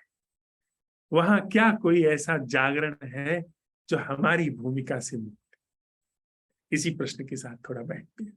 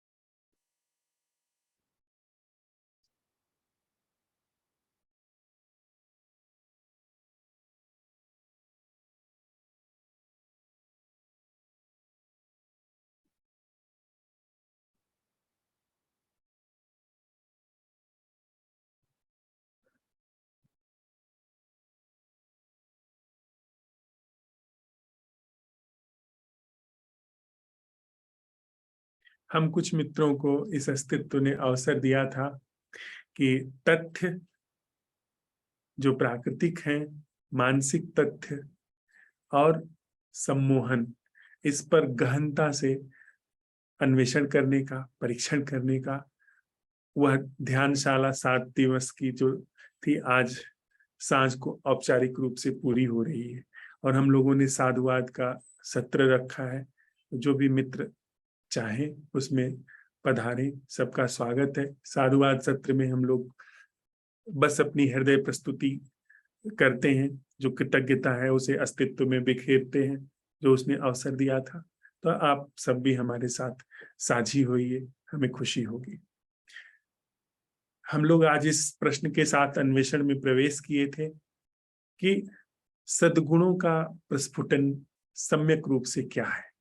उसमें हमने यह पाया कि सद्गुणों का प्रस्फुटन जब तक पूरी जीवन संरचना जो हमारी घट रही है, जिसके कॉन्सिक्वेंसेस के रूप में हमारे जीवन में वो चीजें हैं जिन्हें दुर्गुण कहा जाता है, उसको समझ करके भली भांत जीवन को ठीक धरातल पर हम नहीं ले आते हैं, तब तक सम्यक सद्गुणों का उदय नहीं हो सकता। हम सद्गुणों के नाम पर अपने को धोखा देंगे। हम नीचे सब कुछ जला कटा होगा, ऊपर ऊपर परत बिछा लेंगे, धोखा दे लेंगे, जिसके लिए हम लोग सम्मोहित हैं, अभ्यस्त हैं, या समाज इसी की मांग करता है। हमने साथ में चलते हुए यह उघाड़ा कि जहां पर मैं की संरचना की नैसर्गिक समझ होनी शुरू होती है, वहां पर जागरण नैसर्गिक रूप से पाया जा रहा है। और उस नैसर्गिक जागरण के साथ सद्गुण अपने आप वैसे ही आते हैं, जैसे कि ऋतु आने पर फूल, जैसे बादल घिरने पर वर्षा। अपने आप वह बादलों का घिरना, काले रंग के, और बरसना, ये दो चीजें नहीं है। वह जागरण और उस जागरण का जो सद्गुणों के रूप में जीवन में घिरना है, अलग नहीं है। वह दोनों एक ही चीज के दो ढंग है। यह हमने उघाड़ा। आप सबको अशेष साधुवाद के हमारा साथ दिए, हमारे साथ अन्वेषण में आए, और ऐसी मंगल कामना कि हम सबके जीवन में वह नैसर्गिक सद्गुणों का सम्यक रूप से उदय हो, जिसके लिए नैसर्गिक जागरण हम सबके जीवन में जगह ले। पुनः अशेष साधुवाद और अशेष मंगल कामना।